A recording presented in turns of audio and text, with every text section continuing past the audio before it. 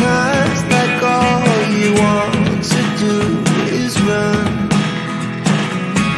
Hear me out, hear me out. If all the things you never show, there are the things I want you to know. Secrets start in your heart to slow. But if you don't want to tell me now, I guess I'll never know. Losing almost all my energy.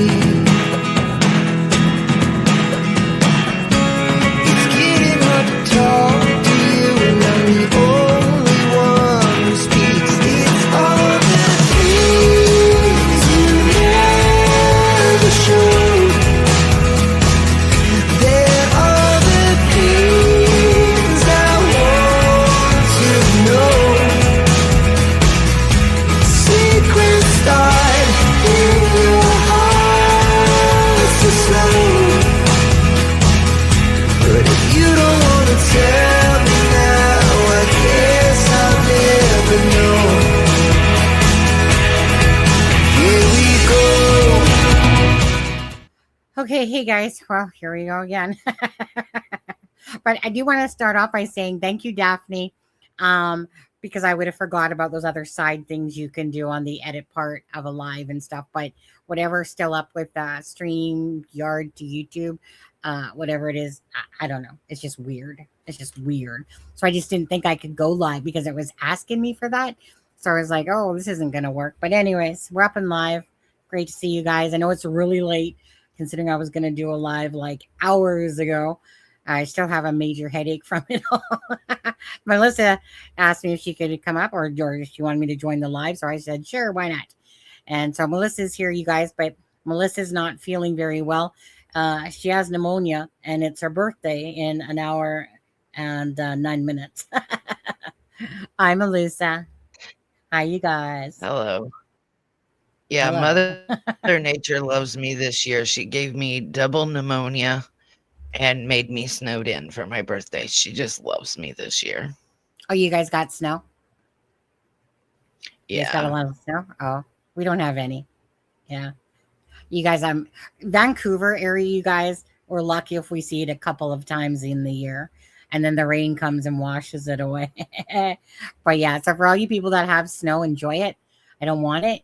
I don't mind looking at it on the trees when it's untouched and stuff like that. But I've lived in Alberta half my life. And the reason I even wanted to leave a couple times Alberta now is because I get so tired of the long winters and the snow and stuff like that. I like to have 3 seasons like we do here at least versus kind of 2 seasons in some of those provinces. Anyways, hi you guys. Thank you again for joining. And sorry this is so late.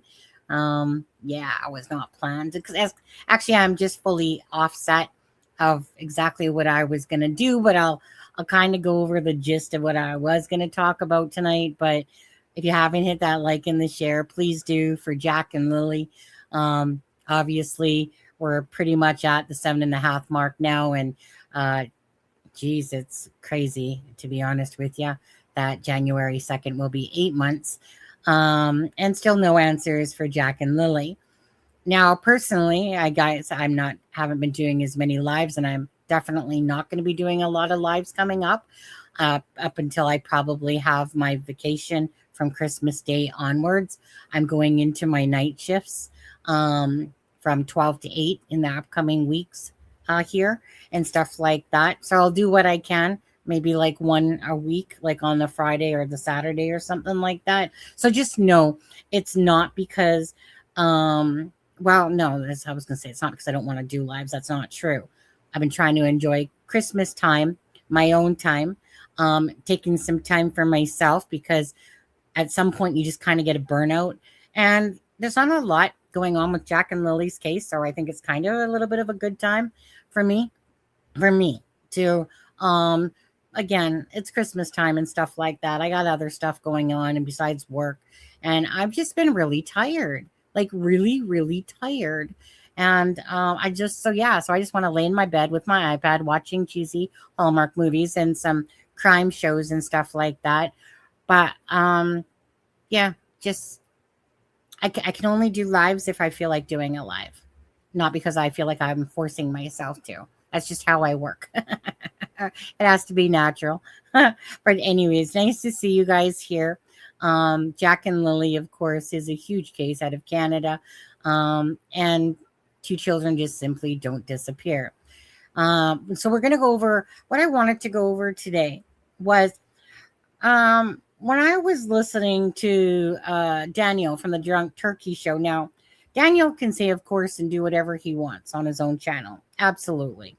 But there's some things that, for me personally, I'm going to talk about because I find that that's being what I would deem as untruthful with regards to Brad Wong and the situation about the camera at the KOA.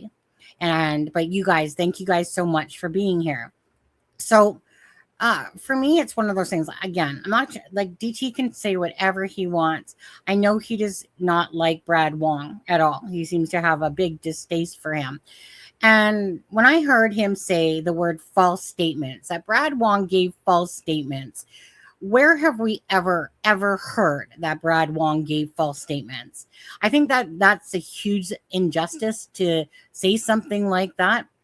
In this case, he can say whatever he wants, but I can say whatever I want as well. And at no point did the RCMP ever say that Brad Wong or Justin gave false statements, or that Brad Wong tried to convince Justin about hearing a vehicle and stuff like that, or about the KOA. And so I wanted to touch on that because it really pissed me off when I was listening to it. And again, he can say whatever he wants, and I can say what I want. And so the thing about that is that, again, it was never said at all. There actually, Melissa, remember you sent me a screenshot the other day from the article? Do you by chance, can you send that to me again in Messenger? Actually, it's probably not too far up there. Yeah, let me go grab it. If you could, thank you. But can I just point out real quick, Sonny? Sure. To add to what you said, RCMP also never said that Brad Wong was uncooperative. They just said he wasn't going to provide an audio statement, but he did provide a statement. He was not uncooperative. No. You know what? Actually, Brad Wong and I talk quite, like, really frequently all the time. From when I first started talking to him to now. I mean, all Brad ever says is that, you know what, if I can help you in any way, no problem, because it's about the kids. It's about the kids. He can't believe that all this is going on in his area and stuff like that. And I think, like most people in that community, they just want answers for Jack and Lily. But I just think that so I'm just going to say exactly about Brad Wong and his, recounts of that night and stuff like that. But to sit there and say on a live that those were false statements, where's the receipts on that one? Because I don't want anyone ever to be misled in this case, right? Meaning, if there's facts that come out, whether it's from, doesn't matter what channel you're following, but the one thing that we want to do is provide at least the most factual information and give everyone the opportunity to fairly hear, the things without added things like false statements, because that's just not true. The fact that Justin and Brad, Justin hearing a vehicle, I think around 1:30, basically go down towards their choo-choo tracks there, and then up towards Laird was his count. He didn't hear anything else. And he's the one that told me, Justin. So Daniel from the Drunk Turkey Show wants to tell you guys that the KOA, unless he has other proof than this, but Justin is the one that told me that camera at the KOA does not work. So how would anyone see Daniel's lights on a camera right? Besides Brad Wong talking about it and saying that he saw his lights. But I know that DT does not like Brad Wong. And at all points, he will always try to down him. And again, his show, do whatever he wants. My show, I'm going to say what I'm going to say about that. So if that camera is not working, thank you for Justin, the person that heard the one vehicle that literally told me that. Okay. And I've said this already in a live stream, and that's why I'm coming back to it, because I just don't want things to be misrepresented and stuff. Like, you guys have your own brain cells and stuff like that, right? So I'm going to reiterate again about the information of Justin, Brad, and the KOA camera. Justin said that, because guys know that he was on that property, right? And that's where he was that day, or May 1st, May 2nd, whatever, in that area. Well, on those dates. Okay. He said I would have been shown a picture had those cameras been working, right? Obviously, the people on the property, who, whatever relation they are to him, obviously they would, if they had a picture of a vehicle and stuff like that, duh, right? I don't think it would be hard to see Daniel's car then if he had gone up that way whatsoever. But guess what? They don't. Why? Because pretty much the RCMP tell you that there's no camera evidence of that. So actually, let me just, do I want to go to, well, okay, let's go to, and now, hi, you guys, everyone that's coming in. Nice to see you guys all here. Oh, there's Charmaine. Hey, Charmaine, on that. Oh, and another thing before we get started. I don't give two flying shits if somebody's putting pictures out there about me and trying to act like I got black eyes or bloody lips and bullshit like that. You know what? If someone wants to go to town or ask me if I have freaking, what was it, Down syndrome shit? Remember, okay, first of all, I use a filter. Okay, first and foremost, a filter, okay? Softens you up. Does make me look retarded sometimes. I'm not going to lie about that. There's times that I'm going like, what the fuck is that? Okay. It happened on one of the interviews. Anyways, all I'm going to say with that crap is I don't give a shit. If somebody wants to believe a Brad Turner and his crap, that fake account that's probably a female behind it, and they got nothing better to do to go look at my lives and sit there and take pictures of me, and you guys all know that my husband, the man I've been married to for 10 and a half years, is a freaking pot of gold that most people could wish that they could have for a husband. And so if people want to put that shit out there, again, whatever, go waste your time. Keep talking about me. Don't care. But I just want you to know, for anyone that actually thinks that I care, I don't. I really don't. It's all a bunch of bullshit.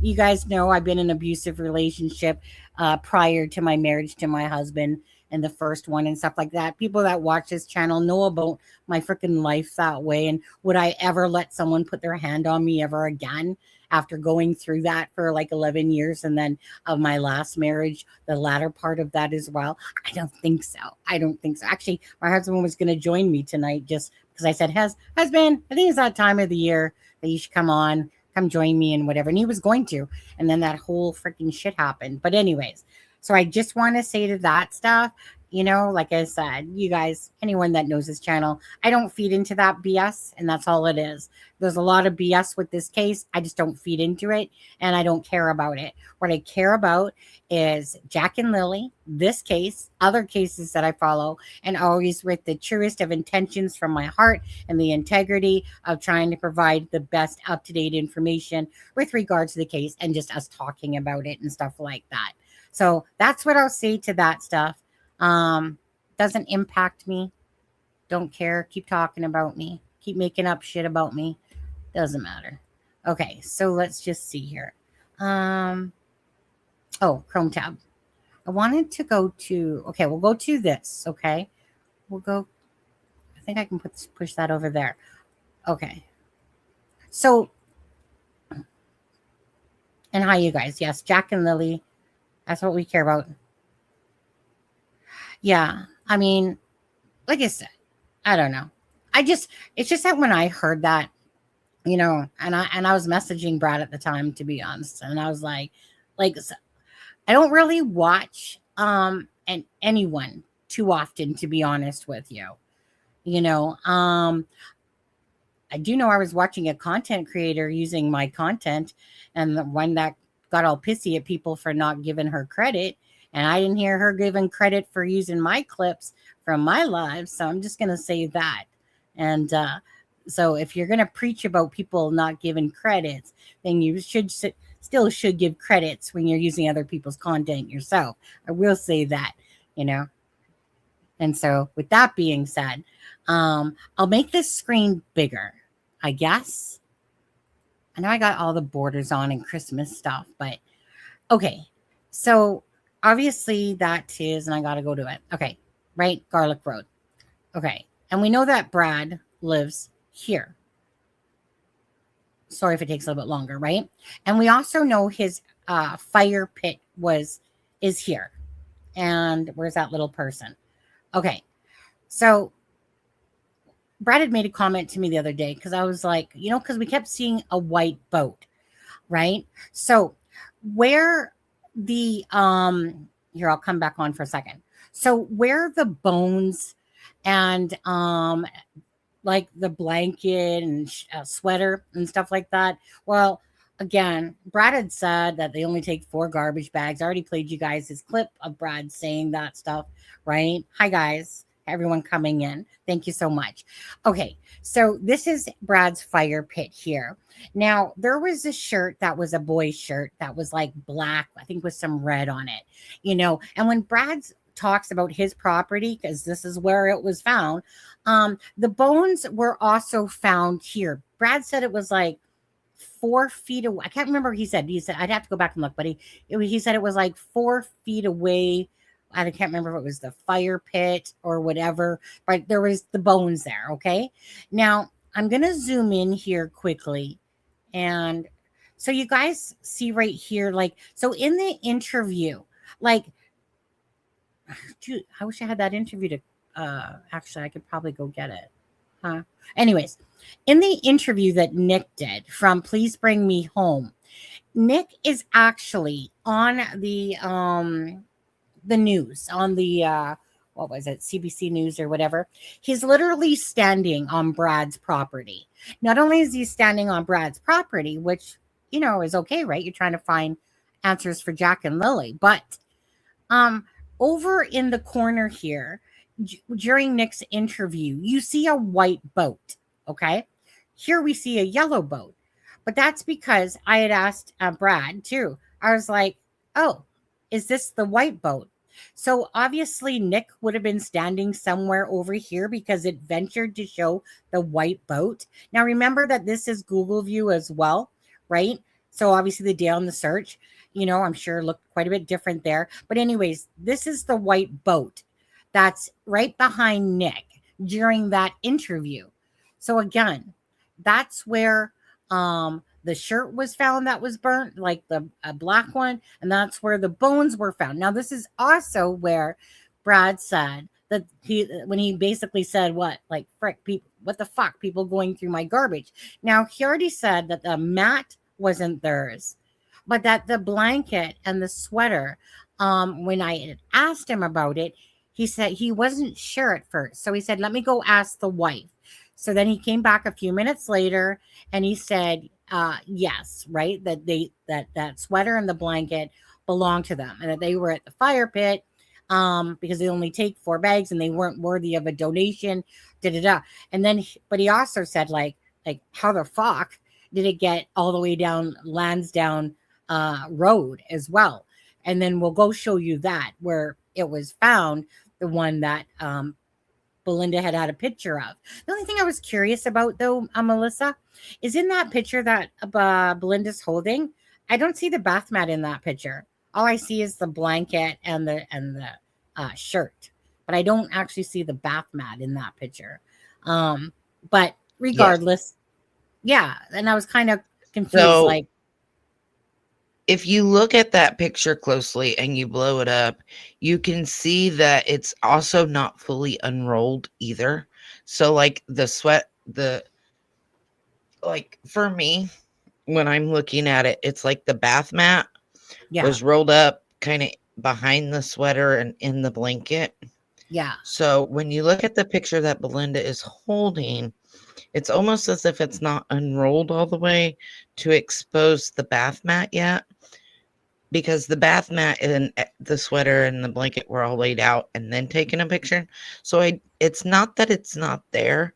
I just don't think it's visible yet when they took the picture, because obviously they took multiple pictures. You can tell that by the phone. Okay. Okay. So thank you. And the thing is I just saw these pictures. Like I said, you guys, I am so unprepared. I was going to get all prepared up until I came across all that mess with YouTube Studio and StreamYards and stuff like that. So I am so not prepared for this live like I would like to have been, but I don't really care either, right? I'll just do my best with it. So again, Brad's property, Nick in that particular video. Did you send me that thing by chance, screenshot? Yeah, I didn't send you the screenshot. I sent you the link. You want me to grab the screenshot? Yeah, I think. One second here too. I think this might be the one. Hi, Mary Stevens. Thank you. I should gift out some things right quick here as well. Some memberships on there. But thank you for the super sticker, Mary. Mary. 1 second here. Yes. Stop screen. Share screen. I think this is the one here. No thanks. But I got a commercial going on. In your hands. Earn unlimited cash back. Borrow money. Oh, sorry. Easily. Yeah, the screenshot. Was it a screenshot? And build your credit history. Join over 2 million Canadians using Coho today. A new update in the investigation into the disappearance of 6-year-old Lily and 4-year-old Jack Sullivan is raising more questions than answers. The sister and brother went missing nearly 5 months ago, and on Wednesday, the Northeast Nova RCMP Major Crimes Unit announced their efforts to locate the children continue. Are you considering this a criminal investigation yet? We're still investigating it as a missing person act. We don't have, we follow facts and evidence. So we collect the information, and from that we base our decision making. But for former officers like Jim Hoskins, everything made public in this case suggests criminal activity. So you got 2 kids missing under those kind of circumstances. To me, definitely a major crime and a possible criminal offense somewhere. Something nefarious, to me, may very well have happened.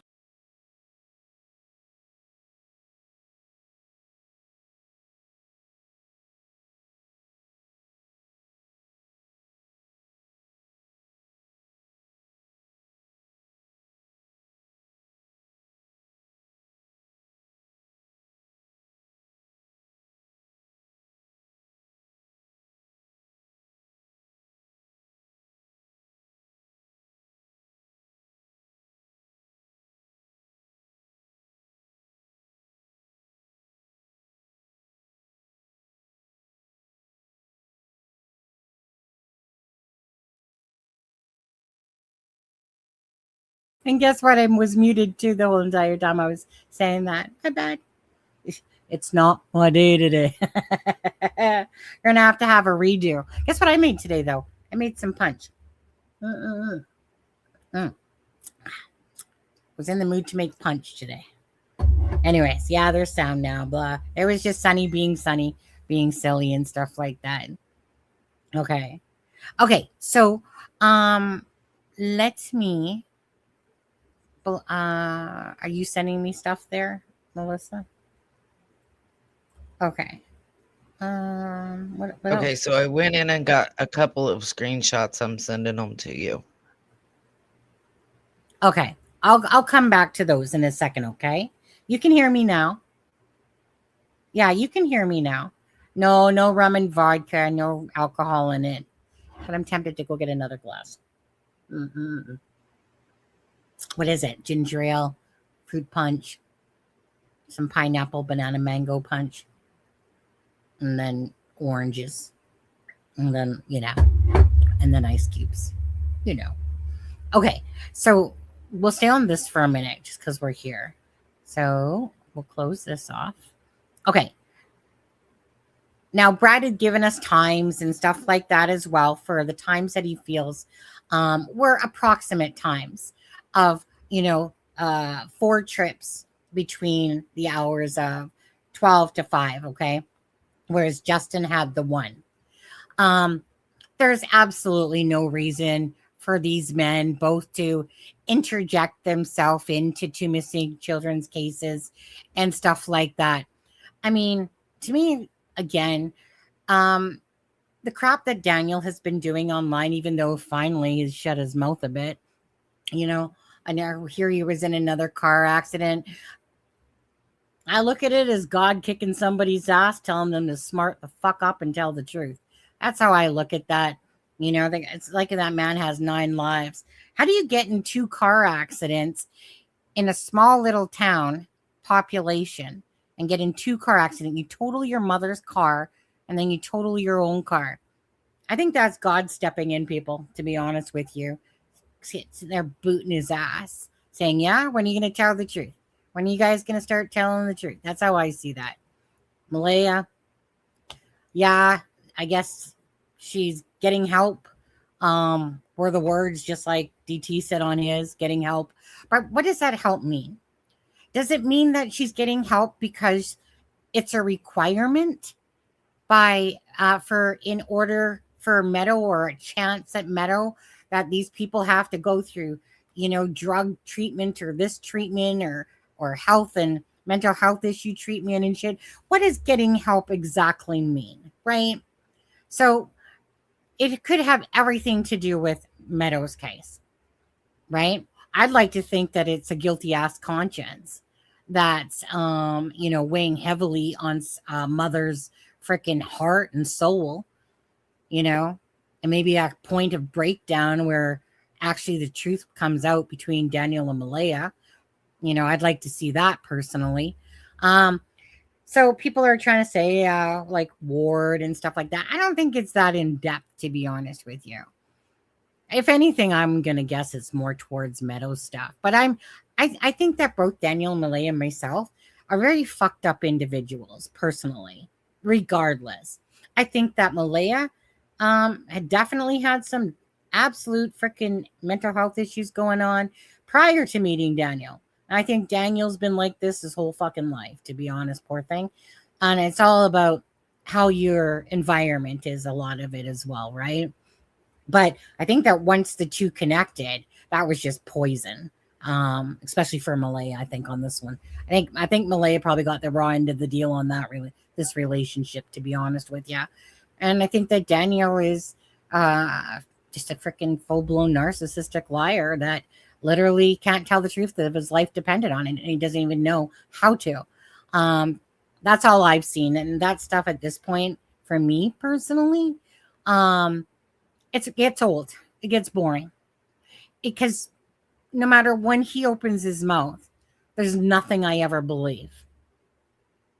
Even if Malaya were to open up her mouth, unless it was something to do about the knowledge of Jack and Lily and where they are, what happened to them, I wouldn't believe her either, to be honest with you. Because between the 2 of them, again, to me, they're absolutely on the top sus of what happened to Jack and Lily. These cases, again, aren't normal. If it was normal, you typically, have people genuinely having true emotions and just truth coming out, just truth, right? Nothing to hide, just truth. But that's not what's happening here. So I have a hard time dismissing all of these inconsistencies, lies, and BS myself. Anyways, so Belinda said that she found the blanket down Lansdowne Station. Lansdowne. I keep wanting to say Lansdowne Station. Okay, and that was before. I know we found it. Hold on. We'll find it. Because it was before. It's here. I'll show you.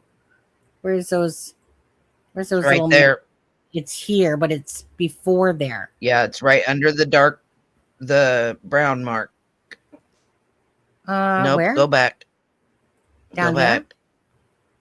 Right there. Okay. See where? Yep, right there, about where your mouse is at. Oh, right. That's where right it above is. where it Okay. says Lansdowne. That's right. Right here. It's right here. Right. Okay. I hate how this does this though. Okay. See those titties right there? That's what they look like to me. Bunch of boobies. So this is that area that the blanket was found to the right of these mounds. Okay. And that's why Belinda says it is an embankment. It wasn't a ditch, or you would call a ditch, but you would have to like literally go and look down. And she said it was about 9 feet. Okay. So down, I guess, over here. But anyways, so when we close that off, because it's right here near the big patch or whatever, right? Well,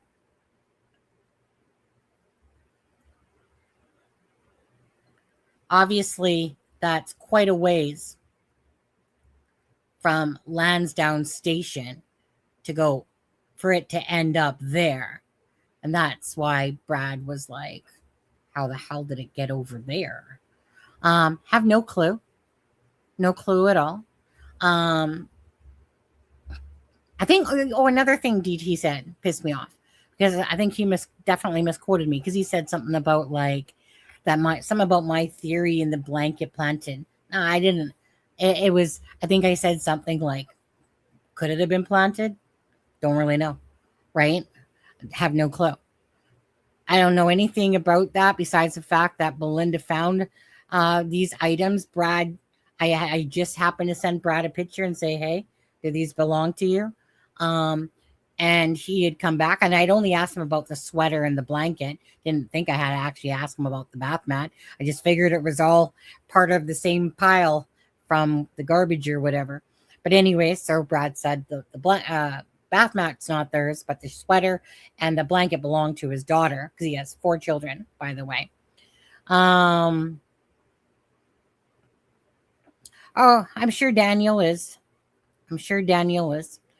Daniel can't stay away if his life depended on it. What's Charmaine saying? 3. 3 what? What's 3, Charmaine? I'm not sure what she meant by 3.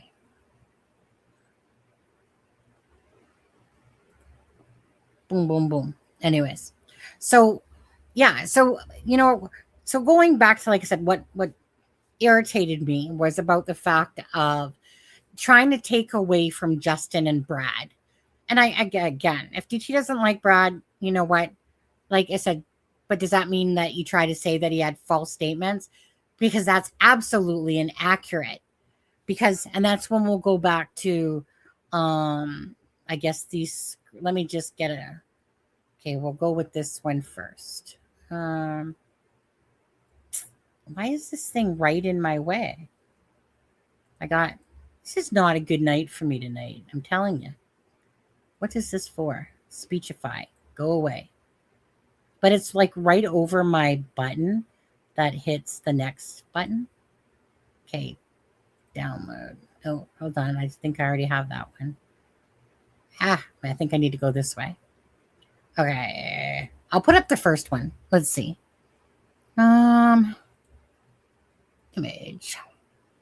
Because I think that, like I said, like the reason why that is because then it's spinning a narrative to whatever his narrative is to do with what happened to Jack and Lily, when he's accusing Brad of making false statements, which is bullshit.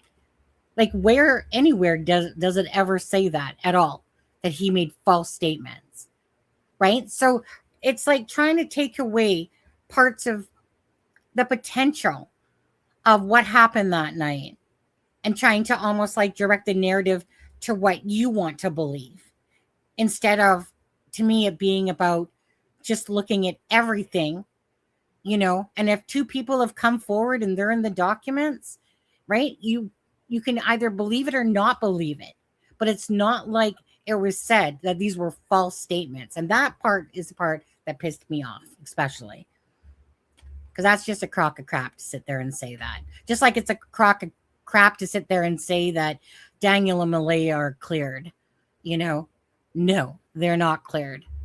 No document out there says that it was to help clear up, right, by doing the lie detectors and stuff like that, but not that they're like legit cleared. Of course not. That would be ridiculous. Okay, so let's see. Image file. I need a redo on the start.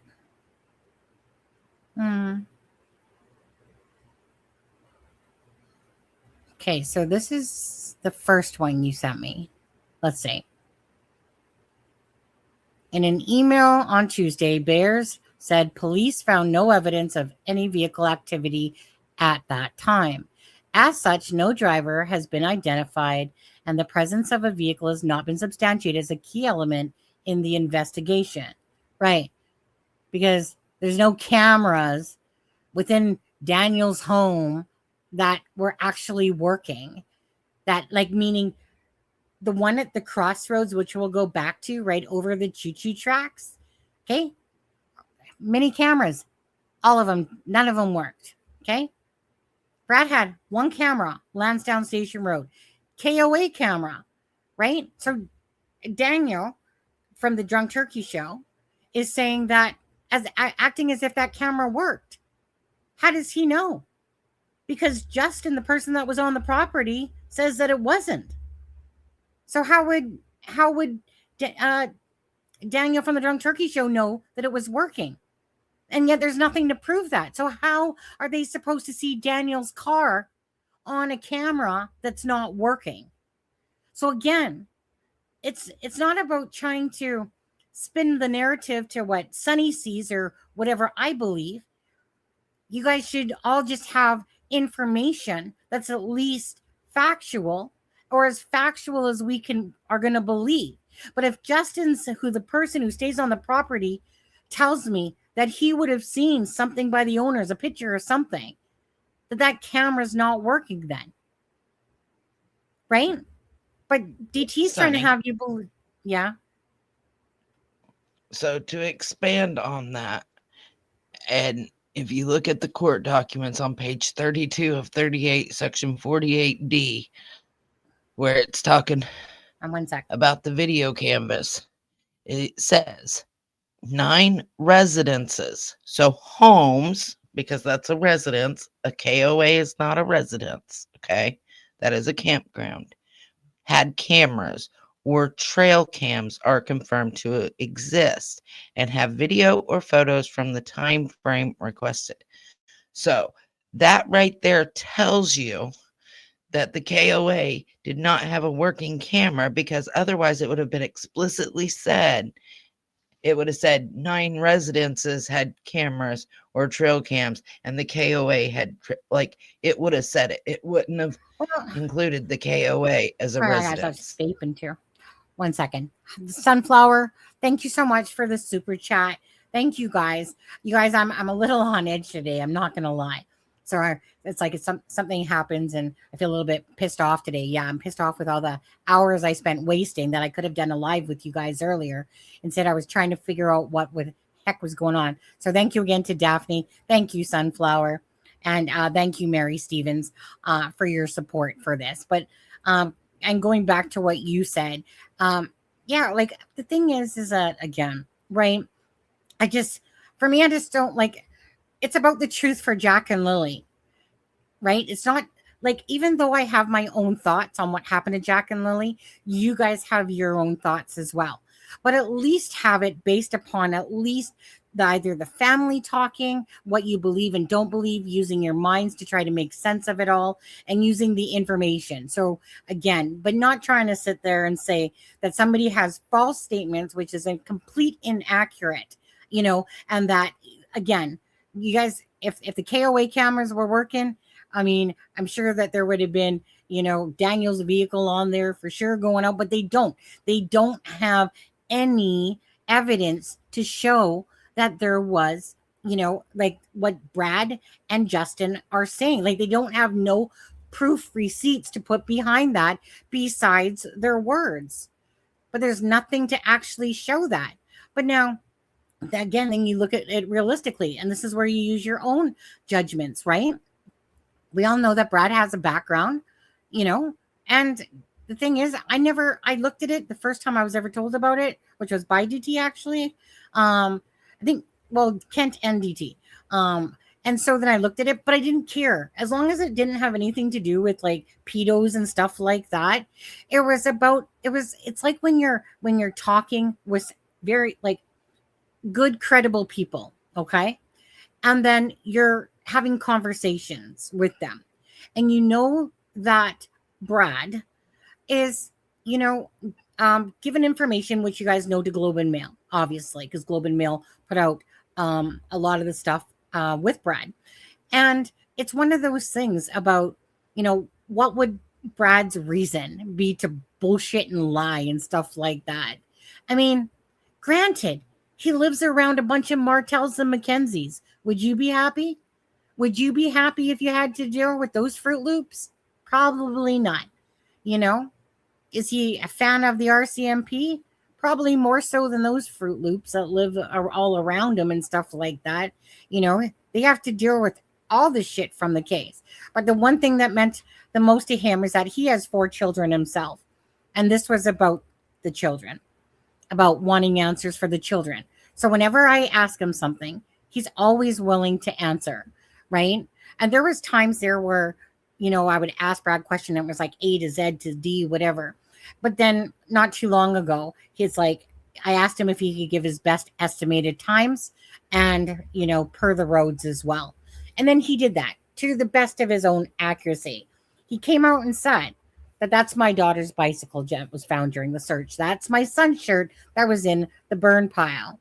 That's the sweater and blanket. Like, honestly, the only person that's really trying to portray Brad as this bad person was the Drunk Turkey show, by saying that he believed that the neighbor had something to do with it at first. And then, I know he doesn't think that now, but, that was a line of thinking that he had gone down, right? And then Justin, I've spoken to Justin privately behind it as well, right? Who has said, did you know that the car disappeared after the children disappeared, meaning Daniel's car? Now, remember that Justin called in on May 2nd and said, and that basically you guys heard that on the scanner audio, right? And so Brad had obviously, I think it was the 9th, right? And Brad, don't get me wrong, a bit upset. The search and rescue is right in front of his place and they couldn't be asked to talk to him till the 9th, right? And stuff like that. I mean, even with Justin, they didn't even go talk to him up until the 17th. And that's crazy. Even Melissa Scott, who owns 9 or whatever it is of those cameras on her own property, the one that's like 18 minutes away or whatever it is, 18 minutes. Thanks, Cheryl. I think that's the first time the music went off. I think it went off the other 2 times. Thank you, Cheryl. Thank you, guys. Thank you guys for being here. I want to say this as well. Thank you for everyone that's been following the channel, supporting the channel, in whichever way you have done by just coming and sharing the live, liking the live and stuff like that. And just hopefully most of you that do follow understand I always do everything with the utmost integrity from my heart whenever it comes to cases. I never want to feed people false information or bullshit information.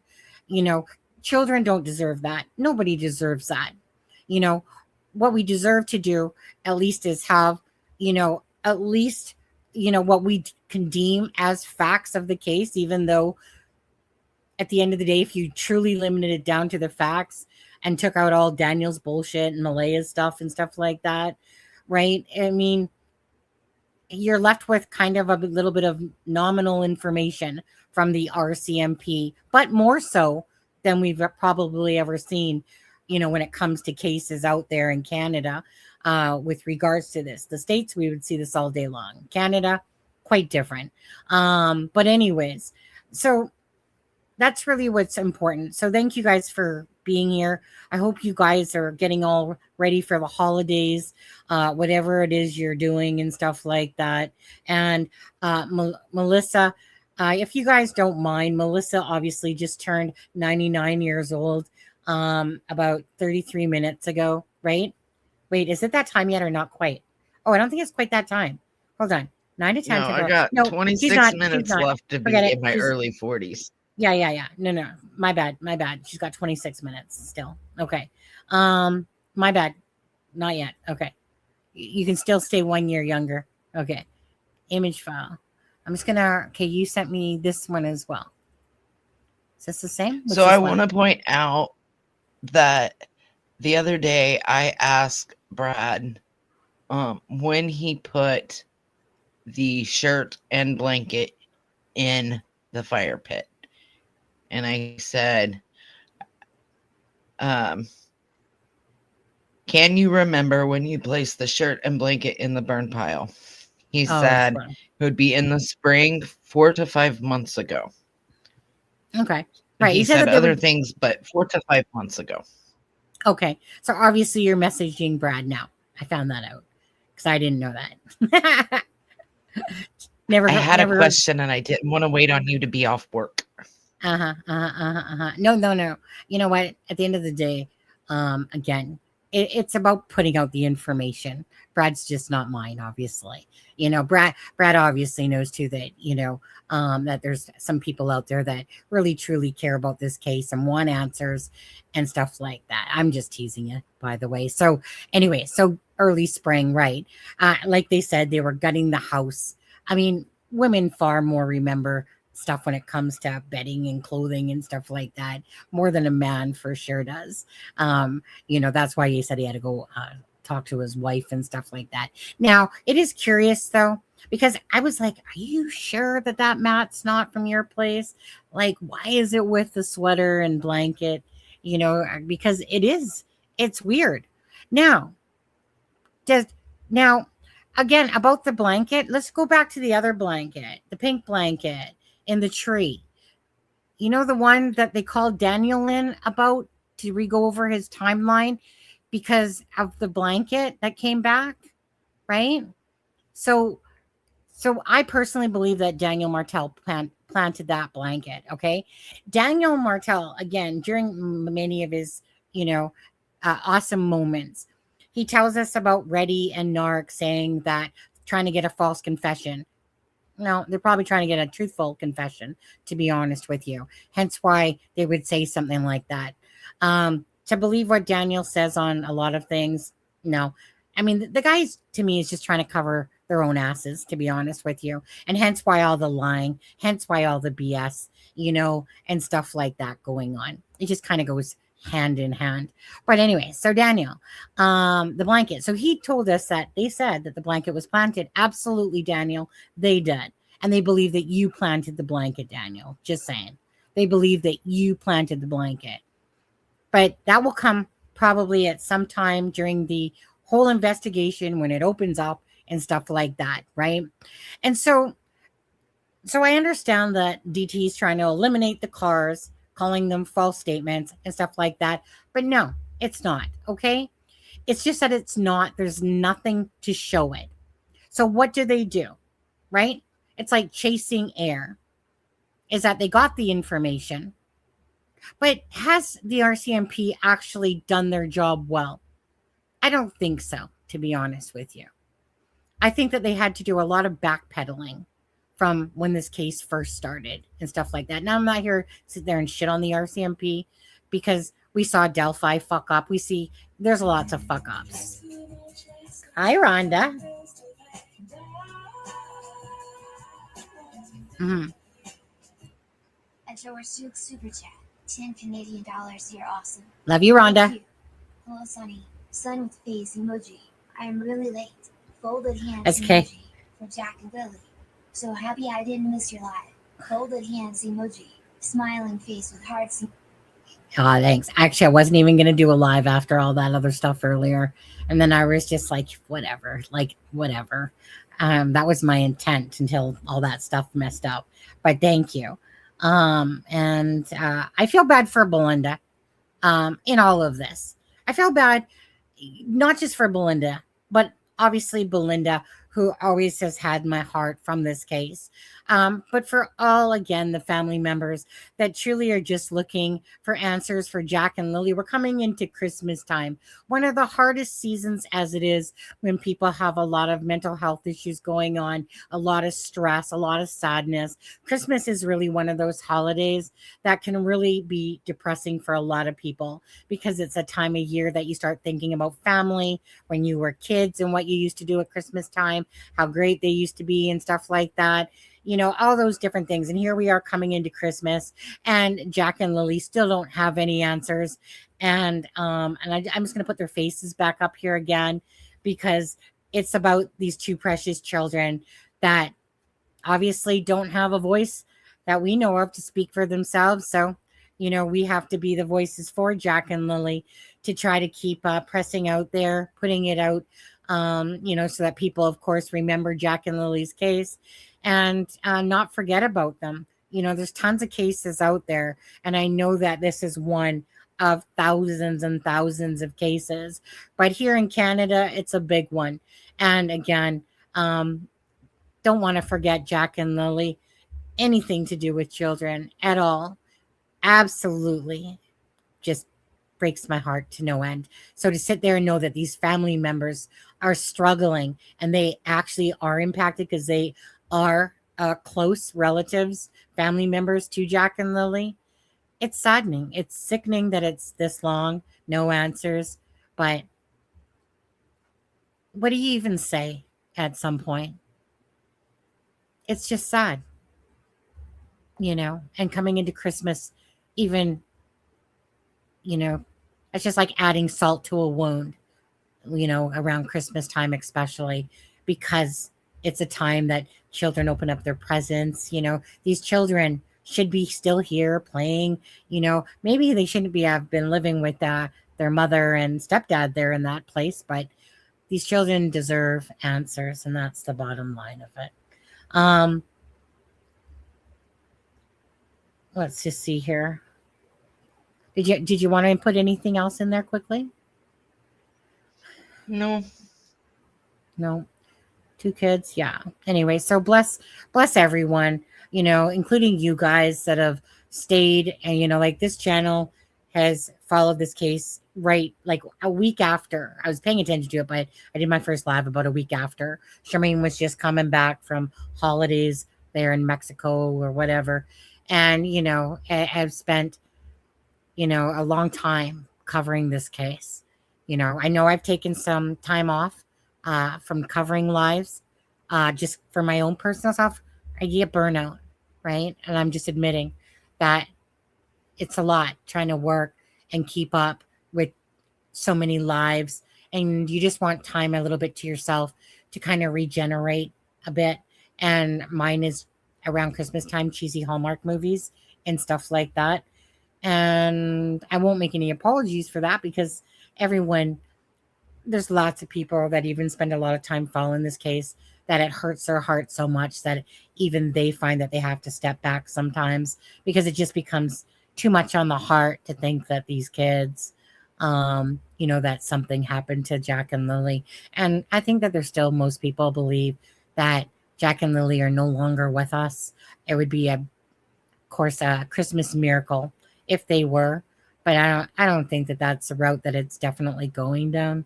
But we'll always have a little hope that there's that miracle still exists. You know, it's not Christmas for me without Jack and Lily. Yeah, it's hard. Someone is playing games with all of this. Huh? Biggest game player I know is Daniel Martell, to be honest with you. Marie Awesome lost. And then there are people out there. There's sick, twisted people out there that actually do shit like this, right? It's no different than little fuck Turner there sitting there trying to put pictures out me, acting like I've been abused and shit like that. Like, these people don't give two fucks about anybody. They don't have a fucking life. They don't, and yet they'll do shit like this. So there are people that will fuck with cases and do shit. Absolutely. You know. Okay, what else did you send me there? You sent me, oh wait, did I read this one? Okay. Oh, I took it down. Okay, what does this one say? Thank you. And again, for anyone that's lost a family member, especially around the Christmas time too, makes it so hard. And I don't know, just I've never had to walk in your guys' shoes that way, and I never want to. Bayers said the witness, residents of Lansdowne Station, reported hearing a vehicle, but did not visually confirm it. Correct. The documents say one of those residents, Brad Wong, told police on May 9th that in the early hours of May 2nd, he heard a loud vehicle coming and going from the family's home on Gairloch Road. Wong said he could also see vehicle lights over the tree tops, which he proved to us he could. And that was the vehicle that left their address 3 or 4 times after midnight. And into the early morning hours. Again, why insert yourself? Why? Why would you purposely say insert yourself and cause trouble around the Mackenzies and Martells that freaking are like, hornet's nest over there, all around his home? He has to, like it said, live around these people. Why would 2 people just insert themselves to go say that they heard, 1 time for Justin, 4 times for Brad? Why? Who's the liar? Who's the one that can't be consistent? Because Brad's given receipts and owned up to everything he has said. So I have no reason to distrust Brad's information. Maybe the accuracy of the times, or maybe exactly which road it went up exactly like that, right? Because you're trying to, you don't see the vehicle yourself in this per se, right? You hear it, you see the lights, but you don't necessarily see it. But he knows that noise of the vehicle, right? And why is it that even Justin had said, did you know that vehicle disappeared, right? But DT's trying to have you believe as if Brad went and convinced Justin about hearing a vehicle and stuff like that, from what I was listening to the other night. And I just say that that's bullshit. Again, so that person's lying, this person's lying, your camera that you say is working isn't working and stuff like that, but there's no motive for 2 people to come forward to say that they heard a vehicle. Chances are it's because there's an accuracy to this, do you feel the same way about that? And I'm just going to go refill my punch drink. But can you just take over for a second, Okay. Melissa? Yeah. Thank you. So I just want to point out, it says here that they reported the vehicle but could not visually confirm it. RCMP hasn't said the vehicle isn't there. RCMP hasn't said Daniel Martell didn't leave the residence. They're just saying they can't confirm it by video. That doesn't mean it didn't happen, right? I get DT has a hard on for Daniel. Okay, I get it. Okay, whatever. But putting out false information doesn't help this case. Period. It just doesn't. Brad has been consistent. He has been willing to speak with people. He has come in here and people have grilled him.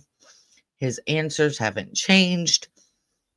That's somebody telling the truth. Daniel Martell, on the other hand, can't keep a story straight. Can't tell the same story twice. And that's indication of lying. Just saying. It's convenient. The camera is not working. Well, the KOA camera, they've been shut down for a while. So why would they keep their cameras going? I understand why the KOA cameras aren't going. I have cameras. I pay a yearly fee for them.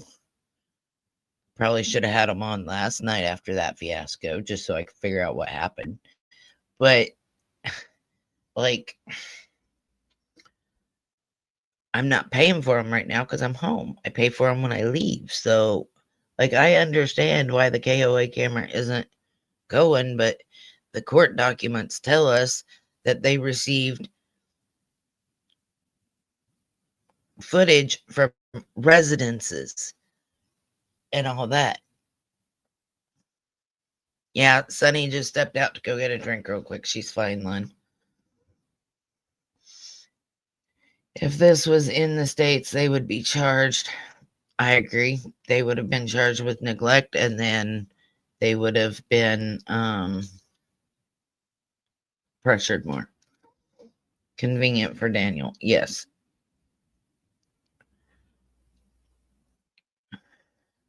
Wolfie, I'm not even. Go read that one. Cameras cost subscription fees. I mean, not all cameras do. I have a old set of cameras. I don't have the box anymore because I gave it away. But I still have some of the old cameras, and they were wired. They didn't need a subscription. But they also only kept like 7 days of footage. Well, the RCMP didn't go until the 9th to start collecting footage. And hold on a minute. Let me tell you exactly. On 5/22, there was a conversation about doing a video camera canvas. They didn't assign somebody as a video coordinator until 5/15. So that's roughly 13 days after these kids went missing.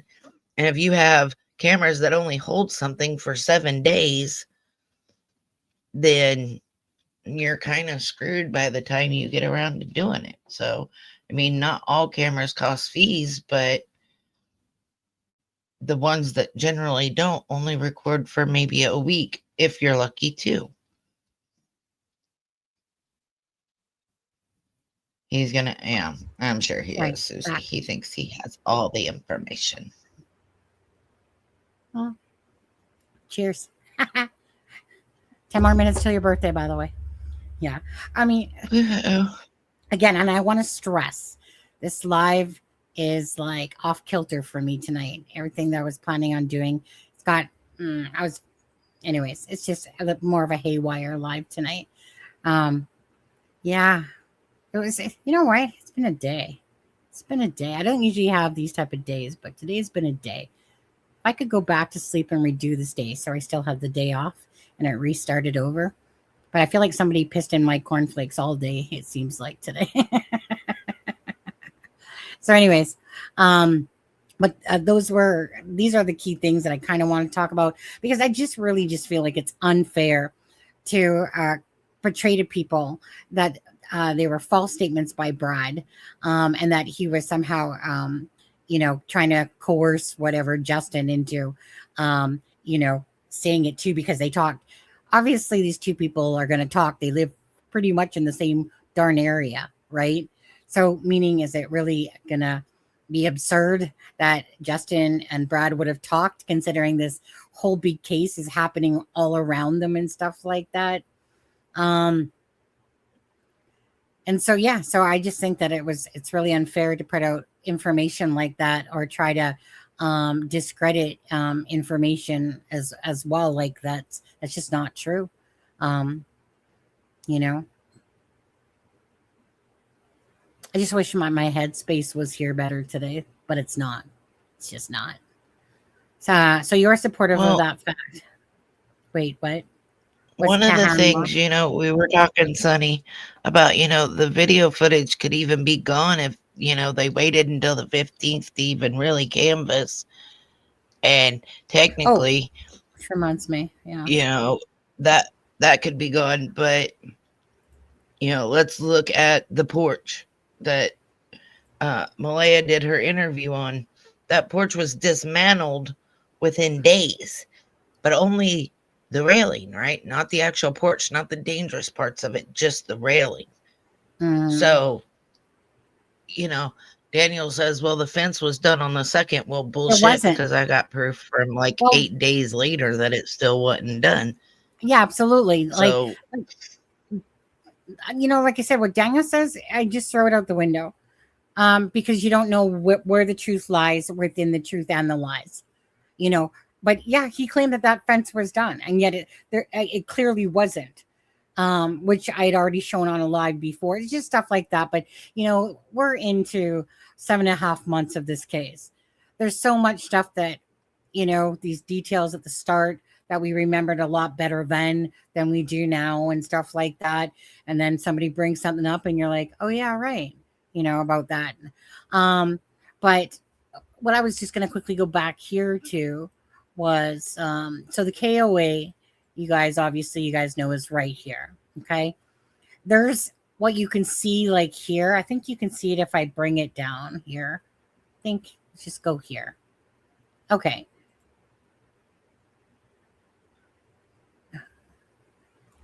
Hey, guess what? The camera's not there no more. So Viewpoint is way more updated than Google Earth.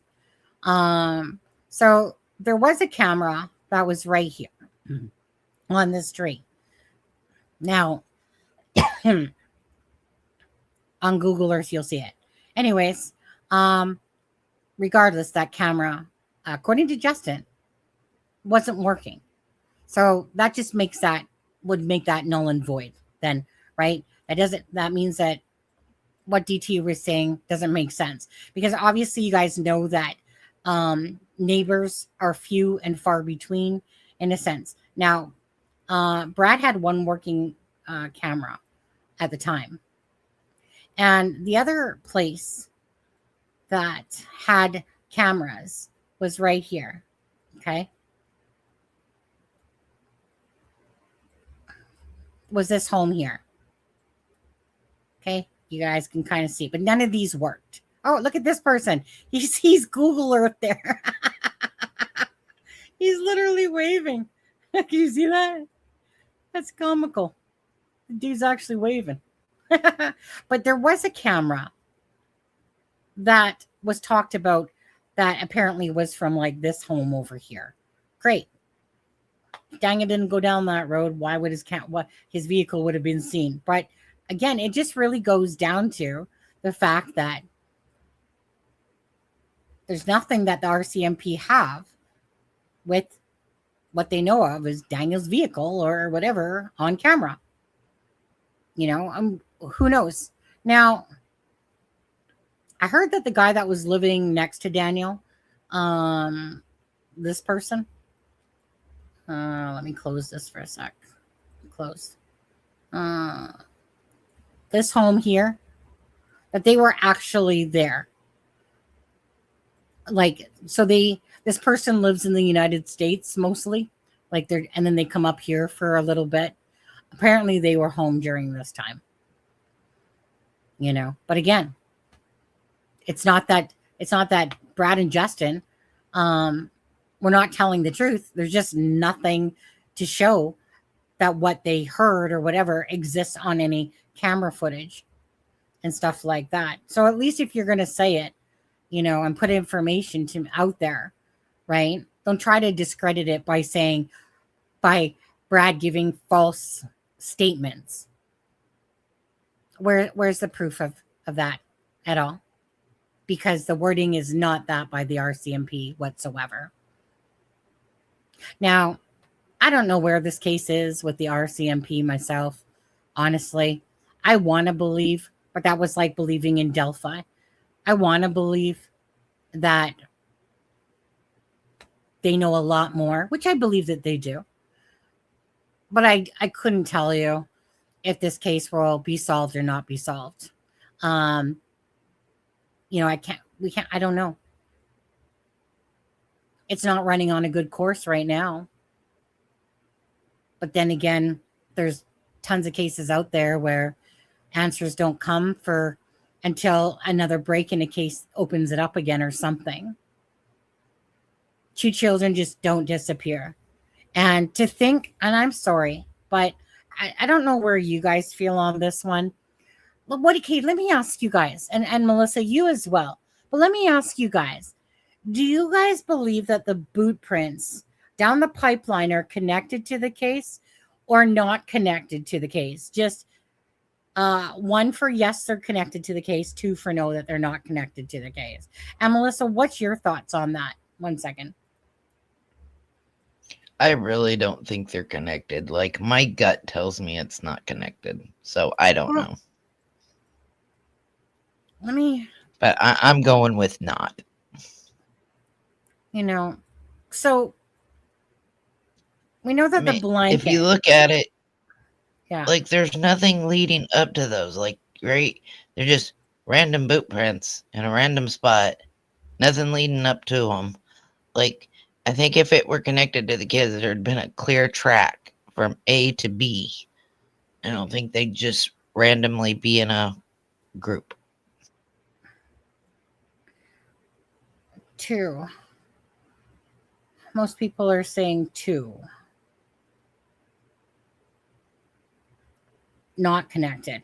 It's the only thing that ever, of course, sticks into my mind is about that Malaya said that Lily was a size 13. And then they go to Walmart, find the boot, and it's like size 11, which matches said boot print on pipeline. That part throws me off a bit with that. But what I don't personally believe out of all of this is, obviously, this is where the blanket was found down here. Now, the blanket's found down here, and I think DT, right, he believes that the children just left their home, walked away from it, unseen, all this stuff, and then walked down here, and this is the pipeline, and somehow these kids maneuvered all this way and blah, blah, blah, and some boot prints were found on the pipeline. I think that's between a hell no and a hell never going to happen. Oh, happy birthday, Melissa. Thank you, guys. Hold on. Let's start the wave. I'll start it off. You guys go with me. Start the wave. Happy birthday. Happy birthday. Happy birthday to you. Happy birthday to you. Happy birthday. You old geezer. Happy birthday to you. I know. I feel like an old geezer. Happy birthday, Missy. Everybody's birthdays should at least be special, even if it's on a live with Sunny that you came into it. I know as we get older, it's like, just another birthday. I don't think that there are, but just like everything else in the case, there isn't enough evidence to prove that they are not. Mm-hmm. It's just right now, it's kind of one of those things for me, is that there's been a lot of information out there with regards to, of course, Jack and Lily over these months. A ton of it coming out of Daniel's mouth. And hence, has it created a lot of talk in the case? Yeah, it simply has. It's just unfortunate that the truth coming out is a whole different story. And the BS that's this is whacked, in the sense of just taking it kind of back to the start. Malaya's interview, okay? Really absurd, very abnormal, considering when you're watching a ton of other cases. Not when people try to distance themselves, right? They typically don't say names because you see it all the time. They try to distance themselves, right? It's almost like if they bring up it's like guilty knowledge that prevents that from happening. Daniel's been taking us on a roller coaster ride of stories and make believe and probably some truths in there. And, Janie and Durwood are like watching fucking Cranky Pants and shit like that as they get all angry about crap if people, don't like if they don't believe what they're saying and blah, blah, blah, blah, blah, and it's turned into a really of a wackadoodle case. And then you got Daniel, with the Taylor thing going on and all this crazy talk back and forth of the R word and just the whole craziness of that. Malaya's over there not freaking doing anything, and it's setting her own family off with questioning what the fuck is going on. You got a lot of people from that side that weren't saying anything at the start, and you're wondering like why all this is happening and going on in a case where people are acting like that they have no part of it. Right? That they're just sitting there waiting for the time that, Jack and Lily come out of the reservation or come out wherever they're hiding from and stuff like that. It's kind of like an absolute emotional roller coaster ride of a case, and the wackiness that goes with it. It's one of those things where, some people's lives just get totally exposed, and then the truth just starts coming out about the living environment of Jack and Lily, the CPS case stuff, right? And there is more to these stories and stuff like that. Like about the car seat and Jack upside down. Now, apparently there is truth to this, about not that it happened in the way it was visually presented or the way I think it came across, but the fact of, as say a punishment, or trying to restrain someone, and sticking them in a car seat. And then perhaps, Jack wobbles and then it turns the car seat on its side because he's maybe throwing a temper tantrum because, and they think that it would be okay to strap a child in a car seat and let them cry in a closet or something like that. But it's just the crazy stuff about not having proper clothes, the black eyes, all these black eyes.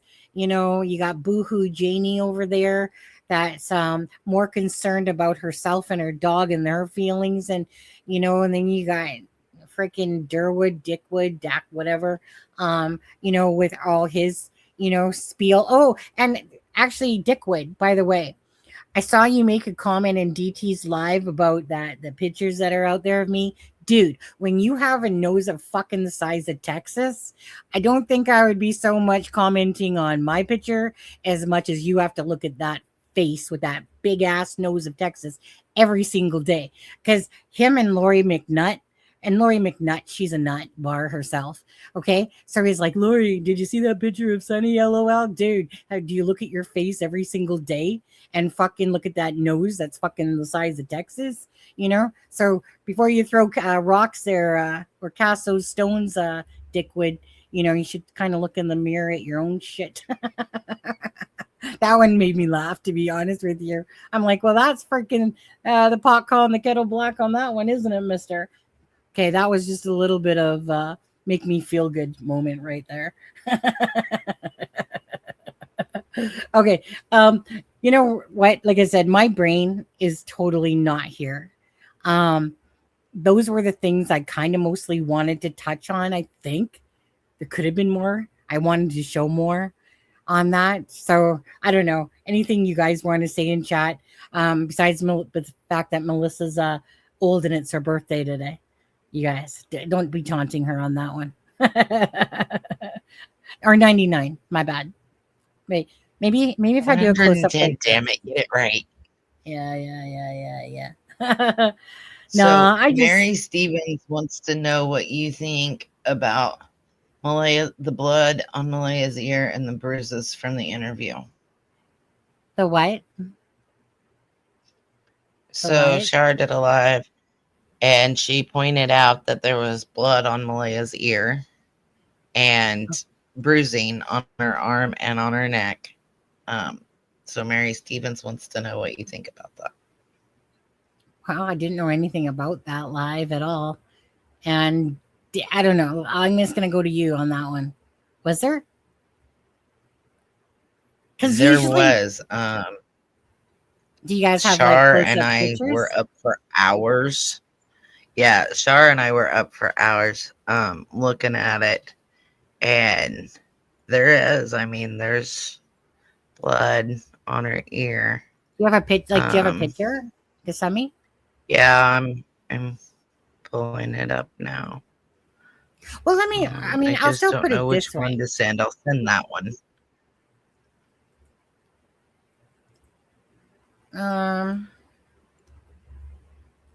Okay, I'll wait for it. I mean, don't get me wrong. At the end of the day, I still believe that Malay and Daniel have absolute knowledge of what happened to Jack and Lily.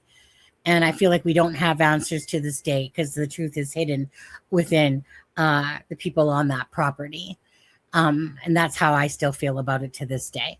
You know, unless something totally shows me something else, lies, weirdness, actions, all these different things add up to bullshit to me. And it's whenever if I try to second guess myself, I'm usually wrong if I second guess my original instincts of this. And so my instincts absolutely tell me that when there's BS happening, it's because there's involvement happening and the truth is hidden within them. And, you know, I believe that there's lack of evidence to, nail their asses to the wall personally, in my opinion. And that's why this case is where it's at, because I just don't think that the digital DNA is there. The digital data is there. And that's just my own personal opinion. You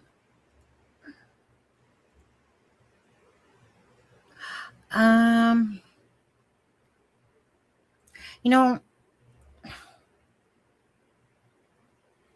don't know what. Yeah. I'll show this picture, but honestly, the thing I find about pictures, I don't really trust pictures, too honest, unless it's blatantly obvious. So let me just take a look here. Maybe did I download? Just give me a second. Actually, download. What the fuck is that?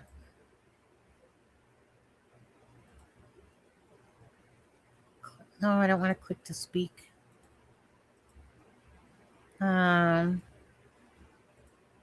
What's with this? 1 second. Okay.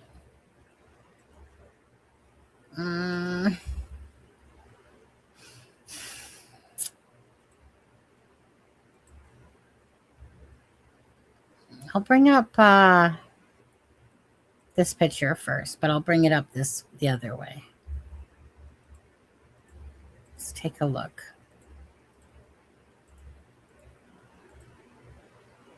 Well, at least frickin' Streamlabs is working better this way.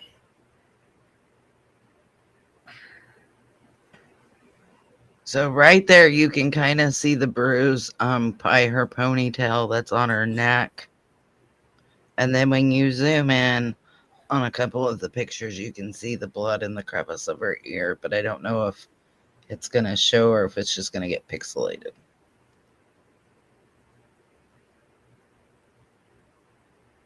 You know,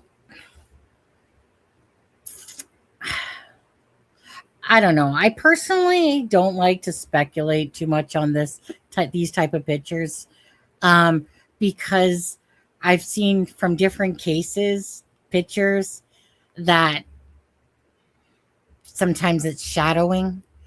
Someone tried sending one with Jack and Lily, and saying that there's a bruise on the leg, and it's like, look, if you look at it, it's the freaking Christmas wrapper from the light that's making it look like there's a bruise on the leg, but it's really shadowing. Here, I get what you're seeing. It reminds me of when somebody has a dirty neck and they haven't rubbed it good enough, in a sense. Could it be bruises? Possibly. Daniel's and her relationship, pretty fucked up one, to say the least. But pictures like these where the image isn't good enough for the quality to say if that's bruises or not, I don't know. I mean, I get what you're saying. I get what you're seeing. I just have a hard time speculating on pictures when especially they're not good quality, and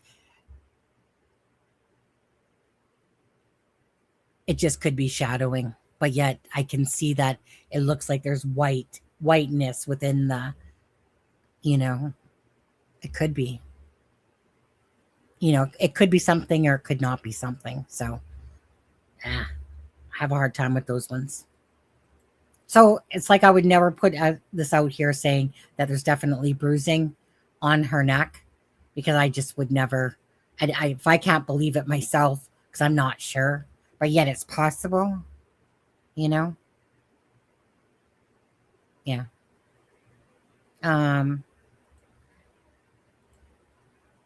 And what else? What else do you have?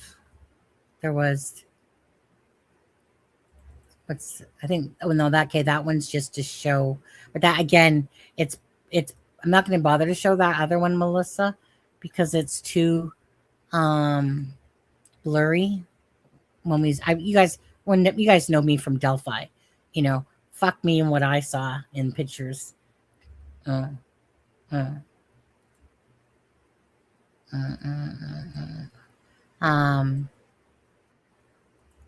you pop out?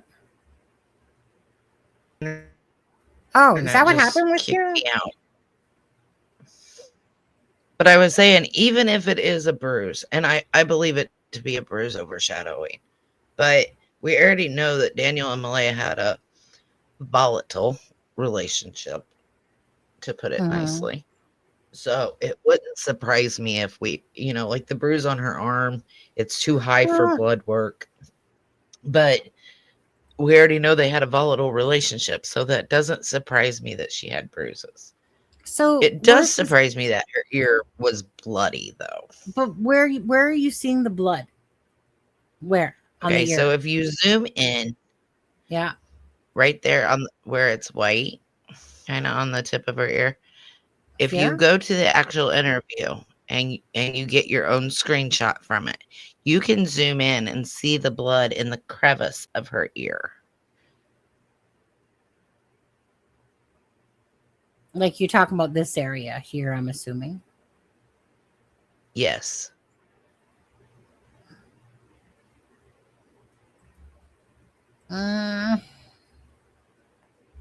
I mean, it's hard to see in this photo, but when you go to the interview and you pause it and you go to this picture and you take your own screenshot of it, and you zoom in, you can tell that the earring itself has been ripped a little bit and that there's crusted blood up in the crevice of her ear.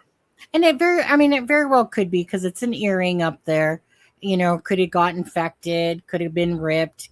It could have, like this, like I could see, not that I would still claim it was blood just by this picture, but I could see where if it was a better quality looking at this, that could be blood up there, but where did it come from?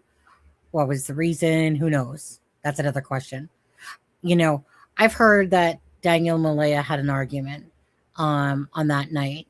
Malaya said that Daniel was doing drugs, right? Who knows? You know what? I still, in all of this, I look at the basics of this case. Is the truth being told by Daniel or Malaya? Are their actions absurd to what you would think would transpire during two children that are missing? And we've followed this for 8 months now. And do you think in your biggest conscience that you have, that you could literally come out of this and say that these people haven't fucking acted weird and said a bunch of done strange stuff and has been inconsistent?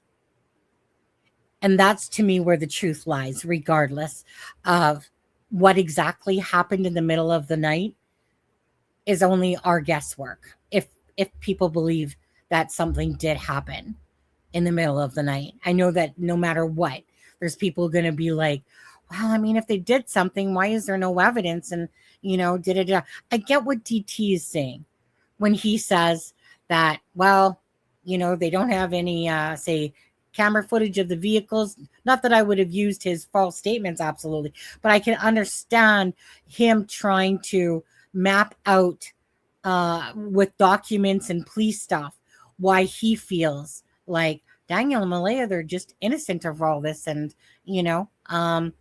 that basically he feels like they didn't have nothing to do with it, right?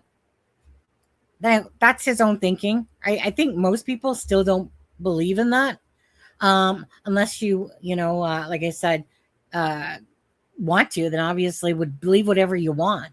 Believe that they're freaking hidden up in a UFO if you want to. It's really your own decision to make what you feel about this case. I just think logically,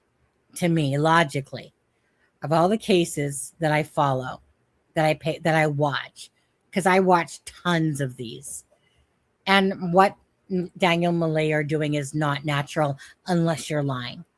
So I believe that there was drugs being done in that house. Absolutely.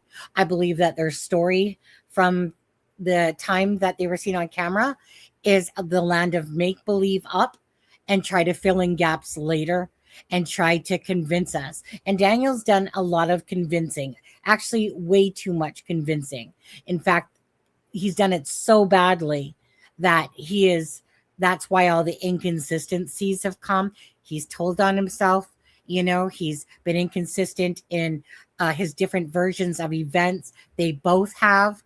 When it's just, that's why it's just so clear to me that Daniel and Malaya, and Janie, because she's on the property too. She ain't no dumb fucker that just sat there in her freaking trailer drinking tea and fucking smoking and didn't know anything that was going on, with Daniel and Malaya, or didn't, about a vehicle and all that shit. And she didn't go shopping that day. And, this whole freaking storyline about a vehicle coming up. Well, again, if a vehicle came up and the KOA was working, don't you think that the KOA camera would have caught the darn vehicle? So how can Daniel from the Drunk Turkey Show, how could he possibly say that camera would have seen Daniel's lights if the camera's not working? Like 2 + 2 on that one, to be honest with you. Don't you think that they would have seen a vehicle come and been on the KOA camera? Or if they would, like, where else would they have gone?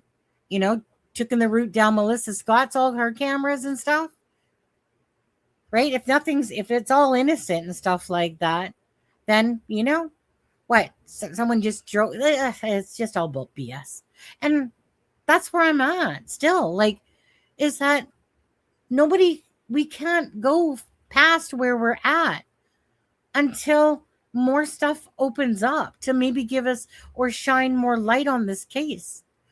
So pretty much it's going to be all about regurgitating all the information that's been talked about, because there is nothing really to lead us anywhere else besides, hey, how did Brad's blanket and sweater get down freaking Lansdowne? Are we ever going to find out that answer? Not unless someone comes up and admits, hey, you know what? I put it there. Unless Daniel says I was sniffing through Brad's fire pit shit and I, went and planted this shit there. I mean, Daniel's the one that's been running around saying, blaming Haley's side for everything. Haley and Malaya's side for everything. Right? And yet who's the one that's lying all the time? Daniel. You're the one that's claiming that Malaya freaking took the tops and her family planted those 2 tops and water bottle, to make you look guilty, you fucktard. No, it's because you look like a damn idiot with all your bullshit. Who sits there and says that somebody punched a hole in the garbage? You got Janie's event sitting there going, and I watched Daniel put that, and I said, don't stuff it, Daniel.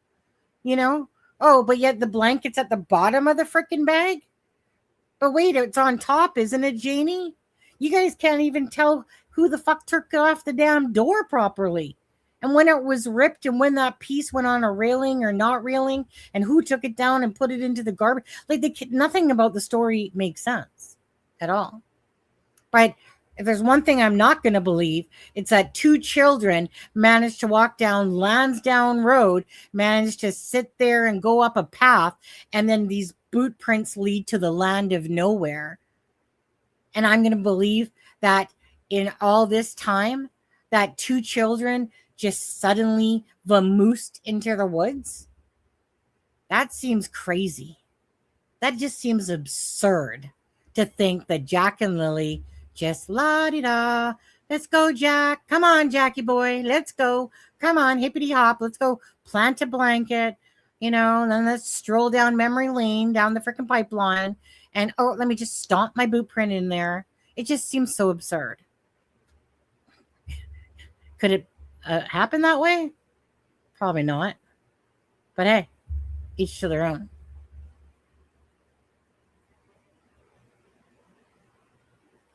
Oh no, I don't give 2 shits about Daniel Martell. He's had his chance for many months. I've spoken to Daniel more times than I care to remember, to be honest with you. And honestly, Daniel is to his own demise. Appreciate that. But honestly, that's like, if I want to listen to bullshit, I'll message Daniel. Thanks. But no, thank you. This is about what they've represented to themselves. Okay. Daniel's the one that has been doing the talking. I told you, and I'll say this again, besides their own speculation, I use their own words against them.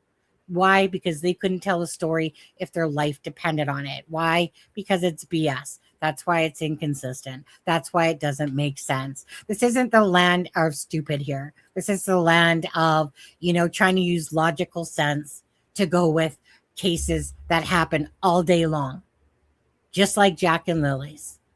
Just like Jack and Lily's case, all day long. These type of cases happen. In Canada, more infrequent. Go to the US, you can pull these cases up, but usually, not usually, most times will involve one child. But there are cases out there where they take out the children. They're telling you they're talking about Daniel from Drunk Turkey, not Daniel Martell.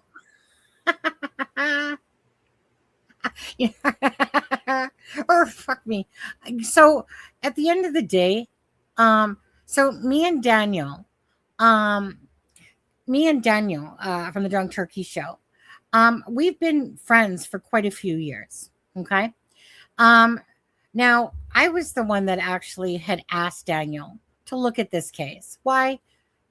Well, been a good friend of the channel's, and he had said, he said he was a police officer back in the day, right? Blue Jaime Daniel, Drunk Turkey show.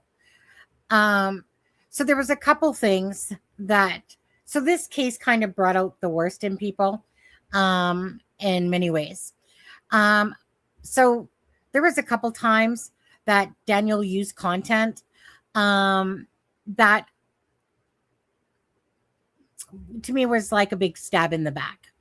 And so Daniel didn't like the fact of if I put something up on the screen and it was dissing him and stuff like that. Well, just like I don't tell Daniel how to run his channel, he's not there to tell me how to run mine. He had asked, to go on a live like after, but because of the animosity going on between the people that he was letting talk in chat. So basically anyone talking in chat basically got banned, blocked, or whatever. And so Dickwood could say whatever he wanted. Janie can say whatever she wanted. Daniel could suck up whatever ass he wanted to. And anyone that made a comment that was anything geared differently, they got blocked or timed out and all that shit. I don't run that type of channel, and I never will. I will block you and ban you if you're a dickhead, but never will I take the right just to speak about a difference of opinions and stuff like that. Now, I've watched it, and it was to me way beyond absurd to watch all these questions getting blocked, right? But hey, if it was Dick Woods, Janie's, and Daniel's suck up place to go to, then so be it. It is, right? Daniel can never do whatever he wants. Anyways, so I just felt like I didn't want to go and do a live, and I felt like it was best to not do lives together because our opinions, first of all, of the case are absolutely different to what he thinks to what I think. And then on top of that, and it's not like I don't mind different opinions, but I'm not there to disrespect him on his channel and stuff like that. And I know like he's not there to disrespect on this channel, but he did a couple things that really hurt me. And that was he tried to throw me underneath the bus with Haley and with Brad. He played an audio clip of Haley's what happened was when I was getting him to look into the case, I had sent him all the information I could, and I was just sending him everything. So I had sent him some voice clips with Haley on it. And I don't know why he decided to play this piece of one, but he knew better that there were certain things that were private information and whatever. So of course I went and apologized to Haley because I totally forgot that I'd even sent those. And it was all for just the understanding that Drunk Turkey could have on the case. Like I sent him all the screenshots of Malaya's, Daniel, all of them, the ones to Belinda. Okay.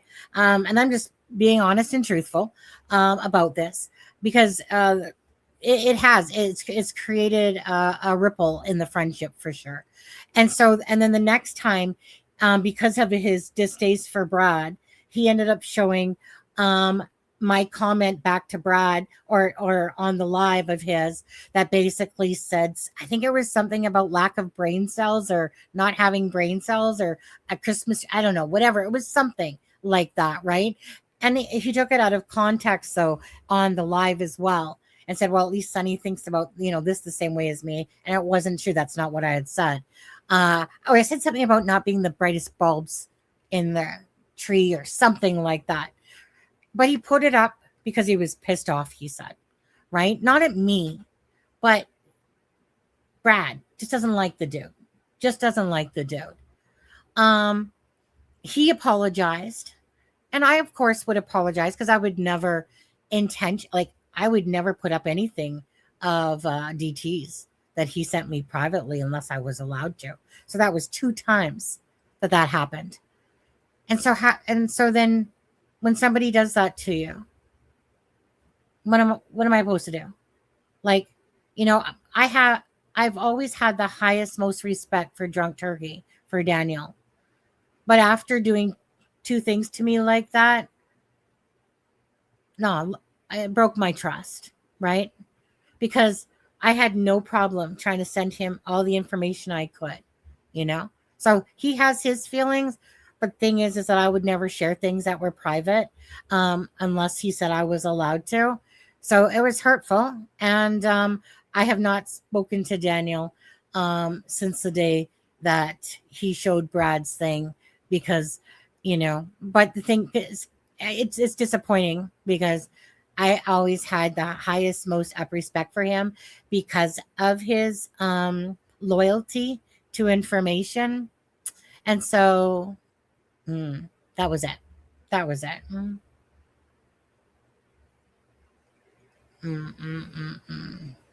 Explore Corps, I just want to know. I don't know if Explore Corps is being, a little a-hole here. I see baby bottles. I see Drama Llama alert. I'm just not sure if that's am I taking that wrong? Because I think you're taking that wrong. I think she's talking about DT and Daniel Martell. Is that what you're talking about? Because I've never known Explore Corps, right? So I'm not sure if I'm reading that wrong right now. Why did DT wear sunglasses indoors and at night? Just an honest question. I don't know. No, he doesn't. I think it's just his thing, to be honest, Susan. But so anyways, I'm going to end that piece of it there. But Holland, I know I wasn't reading it all, Explore Corps, because I know you better than that on there. So all I saw was baby bottles, and I'm like, Drama Llama alert. And I'm thinking, are you referring to me being a Drama Llama alert? No. Oh. Gotcha. Good for Granny. All right, then. Oh, no, you better shut your fucking mouth now on that one, to be honest with you. I just literally said I didn't know you. So I see baby bottles and all that shit. I'm not in the mood. I'm honestly, Explore Core, not in the mood. I saw baby bottles, drama llama alert, and stuff like that. I'm so sorry if I didn't go back another 5 screenshots or whatever, or messages earlier. But that's all I saw was drama llama alert.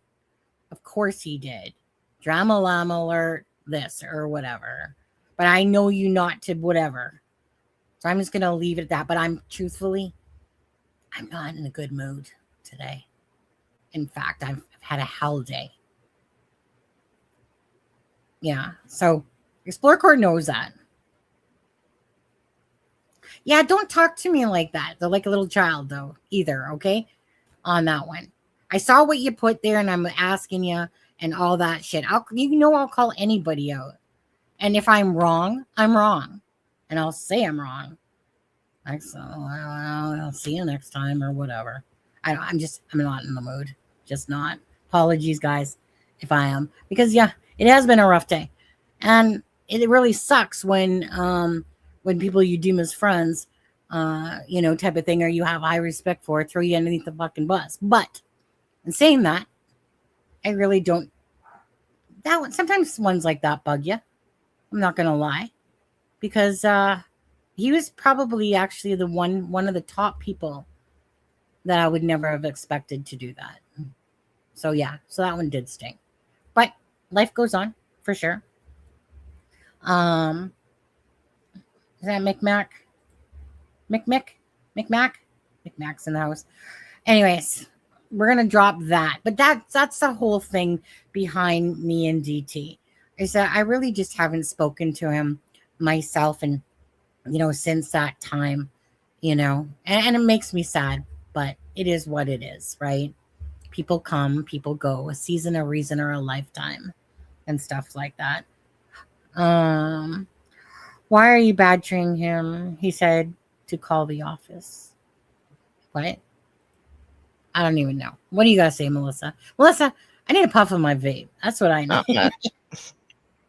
And yeah, sometimes when you talk about things that hurt, Kay, it does well up feelings, because I usually suppress a lot of my feelings when it comes to stuff. Maybe he does, Yvette. Maybe he said, I don't recall. I don't think I ever asked him, though. What'd you say, Melissa? I ain't got much to say. This whole case just well, say something. It got to me so much the other day that I was just sitting here bawling my eyeballs out, and I'm talking to Belinda, and we're just crying back and forth and talking, and it breaks my heart for her. It really does. I could care less about Daniel Martell or Malaya or Durwood or Janie or any of the rest of them. My heart breaks for Belinda, and my heart breaks for the kids, and they are my focus, and I've had to take multiple breaks just because I've gotten so overwhelmed in it, especially creating the document. It's a lot. I know.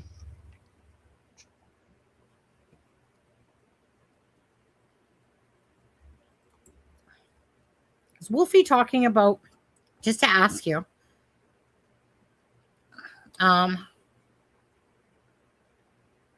yeah, this case is too much. So this Kahane law, whatever, that I've never seen in your chat before, said, if Wolfie needed an attorney to call the office, Wolfie's trying to figure out which office this supposed attorney doesn't want to answer. I don't know. I mean, just tell him which fucking office to call, damn it. I'm not in the mood. I got double pneumonia. I'm just going to call you guys out at this point. Yeah. Right, there's my vape juice. Actually, I'm just going to vape on the freaking line. I don't care. Well, that's the thing. I feel sorry for Belinda for the fact of there's always a lot of BS that she's been dealing with throughout this whole case. Just a lot of drama. And when it's just people, people can do whatever they want to find out whatever answers they want. This channel will do its thing. Facebook will do its thing. Other channels will do their thing and stuff like that. And I agree with the fact when Belinda had said that, at the end of the day that, everyone really is trying to involve themselves a lot because of the heart for Jack and Lily. Unfortunately, cases come with a lot of BS to go with it and a lot of drama. It happens in all high profile type cases, and they always do. So, although, I feel bad because I just, it's hard because Belinda just wants answers for Jack and Lily, like other family members too, but the thing is like, it's trying to get all the kids to play nice in a sandbox is just not going to happen, right? Everyone gets their back up for whatever reason, or this or that, or, gets pissed off, or this content creator, thinks that they're always right, or, about their information and stuff. Like, hey, and I want to, so I want to make that a correction. Ninchi, I seen a comment. I never answered it, never went back to it, but she made a comment that said that the shirt and the bones, whatever, I think it was, weren't found in that location. And you're wrong. You were wrong on that, by the way. I think Brad knows where his own fire pit is and where the bones are in conjunction with his son's shirt and where those were. And that's exactly where they were, on his property in the fire pit. And if you guys go to Nick's video, or not Nick's video, but the video, was it by Global CBC? They literally show Nick standing in front of Brad's white boat, not the yellow one, but the white one, as they're looking down at like the shirt and there and stuff like that, and which was his property, right? And no one asked for permission to go on his property, but by the same token, obviously if they're trying to find stuff, but it's just that maybe because they just didn't realize, and I wouldn't have realized that his fire pit was down there either, that they're just thinking that it's like, I don't know, a free for all type of fire pit, or, of the area, who knows, but he certainly wouldn't have stopped anyone from trying to find anything to do with Jack and Lily. It's just that a lot of those items were from his own property, that fire pit area. RCMP need to speak out. Sure, it'd be great. And I think it says a lot for Brad that he has come out and said, this came from my property. This came from my property. The bike came from his property. The burnt shirt came from his property. The blanket came from his property. The cheetah print shirt came from his property. He is owning up to what came from his property. That says a lot to me as far as him being honest. Oh, absolutely. That's what I mean, right? So why would, and fatigue, absolutely. It's definitely kicked in on my side with that. But, and today is just, I'm not going to lie, okay? I don't really have too many bad days. And I probably shouldn't have done a live today because I was so pissed off with all that time wasted and what was going on, thinking that, oh my God, I can't do a live. I don't know what the heck's going on. YouTube, So, sorry, Explorer Core, on that. Like I said, I was just seeing the stuff in front of my face. And I was like, wait, that's not like Explorer Core to say that. So I was like, wait, is that Drama Llama? Because it was actually what it got me was the Drama Llama alert. And I was literally going, are you saying that I'm doing Drama Llama? But I get, on a live, it's just because I'm here. So I just see things and I'll just say things off the top of my tongue. So sorry if I pissed you off today on that one. Mary says, well said, Charmaine. Fatigue topic. Endurance for results is exhausting. 3 Pokemon. Sunny, you work so hard. Don't give up. No, we won't give up on Jack and Lily. Will we, guys? We won't. Even if I'm not doing as many lives right now, again, you guys know that there's the other channels too, but it's not like I'm forgetting Jack and Lily or giving up on Jack and Lily. Everyone just needs to sometimes have their own. Like I said, I'm not a robot, I wish I was sometimes to keep up with it all. But I've just reached a point of Christmas time and exhaustion, and just I have to want to do something because I want to do it, not because I feel like I have to do something, right? And when I wake up and work and I just don't feel like doing a live, and after work, I told Brad I was going to do a live on Wednesday. It's really busy at my job right now because it is Christmas time. So there's a lot more going on. And by the end of the day, I'm spent. I'm just spent because it's not like you're getting phone calls and stuff going, hi, just checking in to see how you're doing today. Everything's, today. No, it's about fixing people's issues all day long, and stuff like that. And some days it's just like, when you get that elderly customer that just doesn't have no technology in a sense, and you spend an hour just trying to get them to, point A to point B and stuff like that. And, or people are grumpy at, in general, because they think things are just snap the fingers and fix, And so I said I was going to do a live on Wednesday. And I was like, at the end of my shift, I was like, no freaking way. Yesterday, absolutely no freaking way, and so I was going to keep my promise because I said to Brad I was going to do a live today. And then I want to keep my promise. And then all that bullshit with why YouTube studio is not looking like it should typically. And then Daphne says that hers looks like that too. Anyways. Hey, Sunny, do you see Marie Antoinette's question here to you? Yeah, it just came up. All the gifters, gifters to you, Sunny, and are happy to see you today. Thank you, Mary. Can't lose yourself in this. It will make you sip. Absolutely. I just learned from Suzanne Morphew case that I really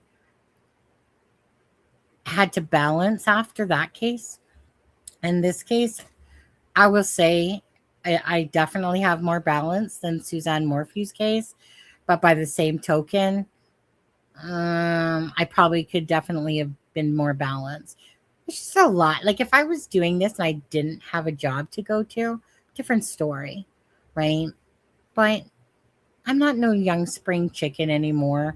I need granny naps, and I need just his downtime. Ask Brad, please, to verify that if his wife that called claiming a van was watching their child in the yard and that her husband chased the men off. Okay. Ask Brad. I have.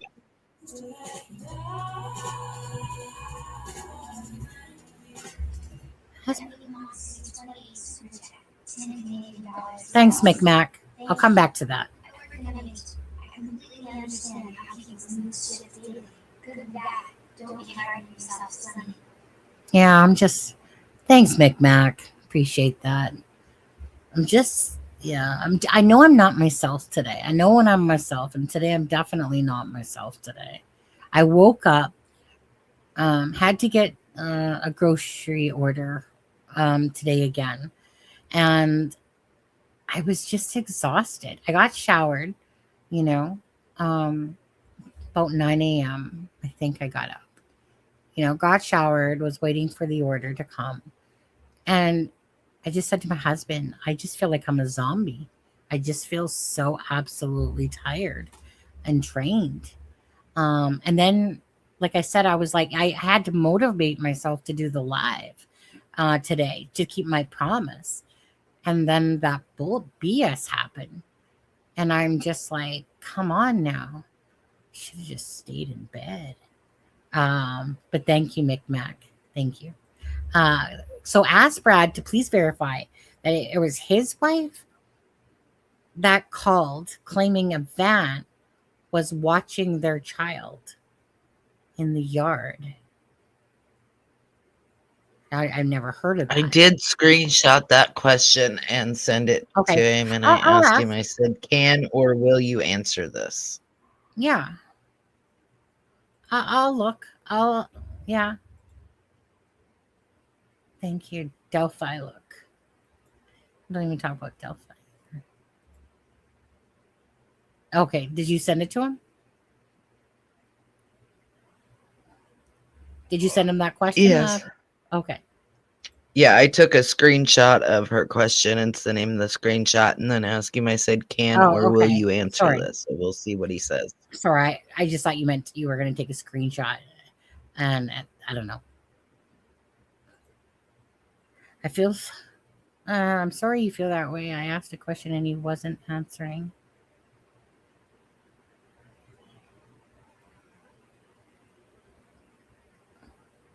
Who wasn't at? Oh. I'm not sure what that actually was. What was that? Wolfie, wasn't it you that said you were going to bed? Wolfie, was that a different Wolfie or something? Never underestimate how much light you shed on this case, honey. Thank you for all. Oh, that's very sweet. I appreciate that. Thank you. I do. Okay, I have an answer from Brad. So, like I said, I took a screenshot of it and I said, can or will you answer this for me? I'm still here. These are his exact words. Negative, not my family. Yeah, I didn't. Okay. So there's your answer. He is not the one, not his family. Dispatch May 2nd, the neighbor claims strange van with two Middle Eastern men pulled off into their yard. Where did that come from? Is that on the dispatch? I don't recall that on dispatch. Neighbor claims strange van pulled into the yard watching their daughter until the husband approached and chased them away. But where on the dispatch was that ever said? I have to... Sometimes it's... You know what? Sometimes it's always good to go revisit a lot of this stuff. Because there's so many times that, something does pop up that you forget, that was said in those dispatches and stuff like that, or the documents that you just kind of forget about. But I just don't recall that. Because I've listened to about the vehicles multiple. I just don't recall that. So just something to go listen to again, I guess, eh? If it was them that called or not. Right, so no. Dang, I remember about the two weirdos in a car and got out. I mean, I remember about like two people going down to fish or something like that, or and then person called it a CVR, but the one whatever search our officer said something like it's not a CVR, that it's a Kia Sportage. I'd ask, it's one of those things that when you listen to it, you remember it, but it's when you've gone about a month or two not listening to it, then you forget. Then move on. You're feeling the feed with... I'll be honest, I don't know that I've, even doing this document, I do not know that I've listened to the whole dispatch. I can't say as I have. Maybe I should. I don't know. I've listened to bits and pieces of it. Oh, you probably should. Sure. Just one day when you're just whatever, just go, well, I think Minchie put out some not too long ago. Plunder was the first one, but hers is a mixed match of the audio and then talking, and then there was stuff that she didn't like. there was a long time of this audio, right? So Plunder was only trying to pick out the things that she felt was relevant to the case, and then she came out with another video adding some of the more stuff that she, kind of looked over again. But I think Ninchi on her channel has put out a set of audios, the scanning audio stuff, if I'm not mistaken. Like, where it's just like the audio playing. So in the document, I have Plunder, and then Daphne's Case Files did a thing with the audio, and then I have Ninchi. She put out 5 different things of audio, so I guess maybe I need to listen to them all the way through. I can't say as I've heard that, but I'll put that on my to-do list for my birthday today, is I'll go through the audio. And I don't remember who asked that question, but I will try to get you a freaking answer. Why is my mouse being weird?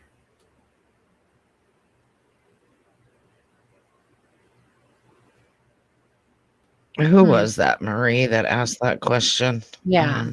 Why is my mouse being okay? weird? Yeah, Marie, I will try. I won't make any promises because, again, I feel like absolute dog shit.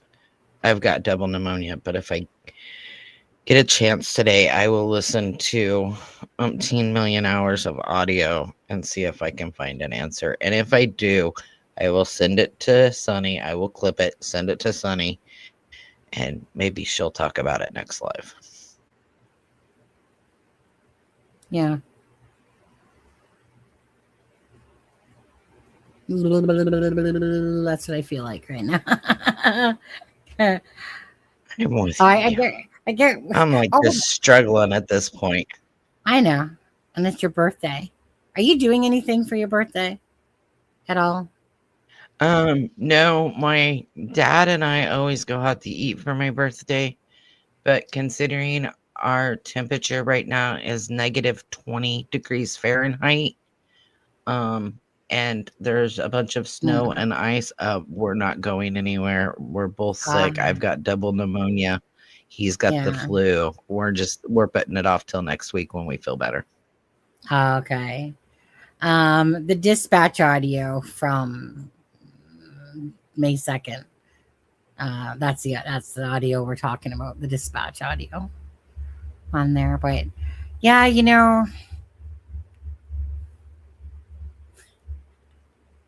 my brain cells aren't even here today. They are not.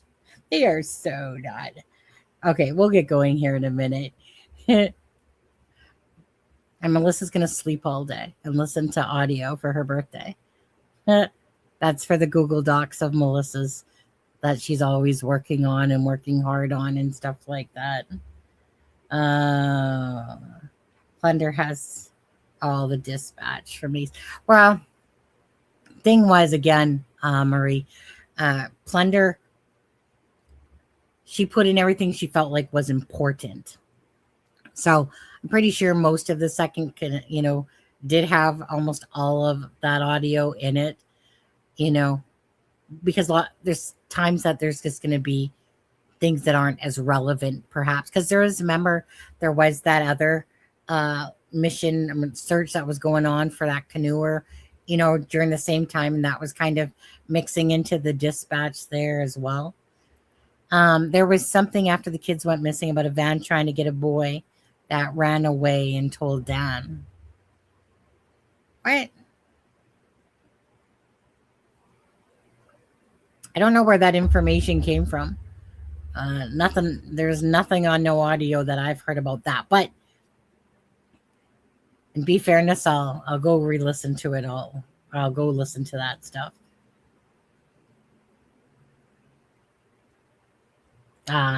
Mary says, "Can I suggest is that a martini?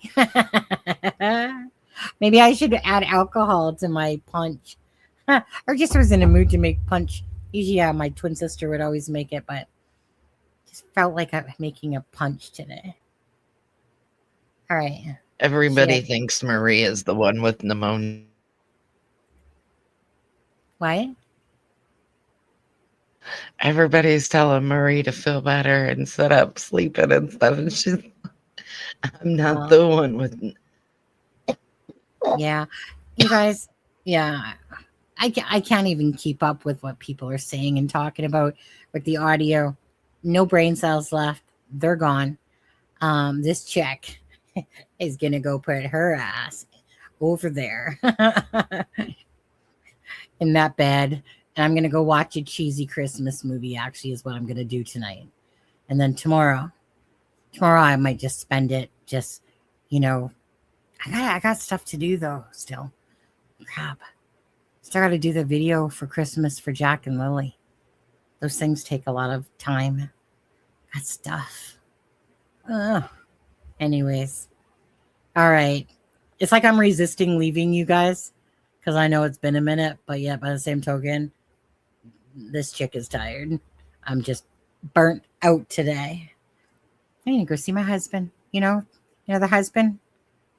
You know the one that doesn't You mean give the me one that black gives you all eyes. them black eyes and bloody lips? It's so absurd. It's just so absurd and stuff like that. But whatever. Hey, whatever. Chuckles or rocks or whatever and stuff like that. Whatever they get a kick out of. Whatever. Life's too short to care about shit like that. Who is the Vincent? Yeah, don't even get into Vincent. I'm not getting into that whack job. Check your cup for socks, Wolfie. Yeah, I'm going to get going. Melissa, thank you for being here all mute night. I know it's like 2:00 in the morning. Your time. 1. Oh, 1 1. a.m. You know why? Because I'm so bad because my head is so wrapped around Nova Scotia time that about the 4 hours and stuff like that. Yeah. Maybe if Brad's watching right now, maybe Brad would love to join me up on a live with me one day. Feel if I poke the bear enough, he's gonna be like, Sonny, shut the fuck up. Okay, I'll do it one day. Don't think Just I have tell him enough. it'll be for 10 minutes. I know, And then right? you can drag that 10 minutes out to be like 2 hours. 100 minutes, and then yeah. No, so I told him it's like a round table. You know, you just come in the back and you're talking, but it just feels like friends talking together and stuff like that. But anyways, you guys, thank you guys for being here. You guys have a great night. Sorry if I pissed you off, Explore Core, on that one or made you upset and stuff like that. But like I said, definitely not the Sunny I know. She's a bitch today. Anyways, you guys take care. Can't say if I'll see you tomorrow or next week on this, but because I'm coming into my night shifts for sure. So yeah, so if I see you again, if I don't do anything tomorrow, which I probably won't, but I say that, but I might still, then it would be next Friday. And that, okay, guys? So with that being said, you guys stay blessed. Thank you guys for your love and support on the channel. I just want to go over these though. Mary Stevens, thank you for your super sticker of $5. Sunflower Beauty, thank you so much for $6.99 for that. Cheryl, thank you so much for the $6.99. Rhonda, and Cheryl, she's made some gorgeous things for Jack and Lily. Rhonda, I love you very much. She's my messenger little buddy, always messages me, except for the other day I was like, I had such a headache. I don't even get headaches. Very rare. They're so rare. Thank you for that. And then Mick Mac, thank you so much, for you guys.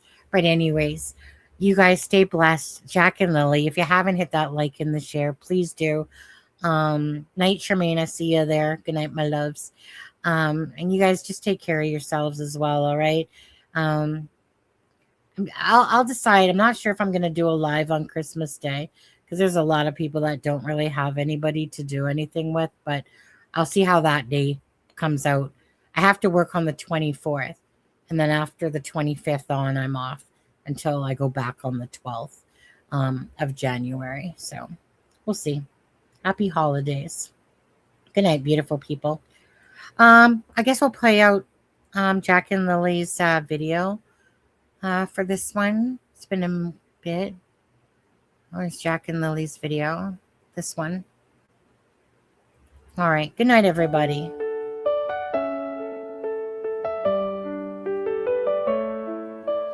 In the woods where shadows lay, Jack and Lily went to play. On a rainy May afternoon, now we whisper hope soft too. Echoes of laughter fill the air, but where are they? We stand in prayer. Oh, Jack and Lily, where have you gone? We'll hold on tight through this endless dawn. In our hearts forever you'll Good night, stay. Tiger. With every prayer we send your way.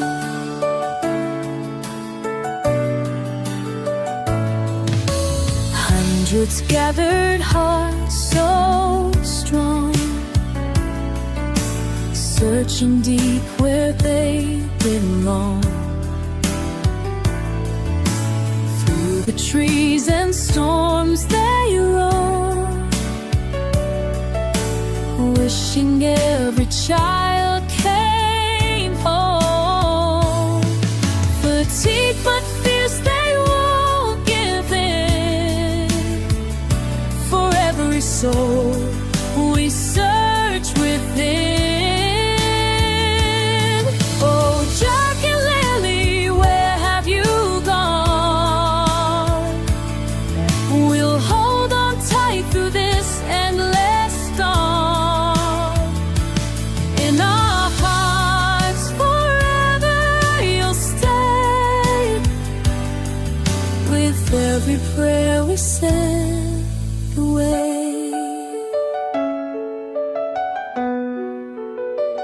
We'll keep the hope alive today. In the silence, love will lead the way.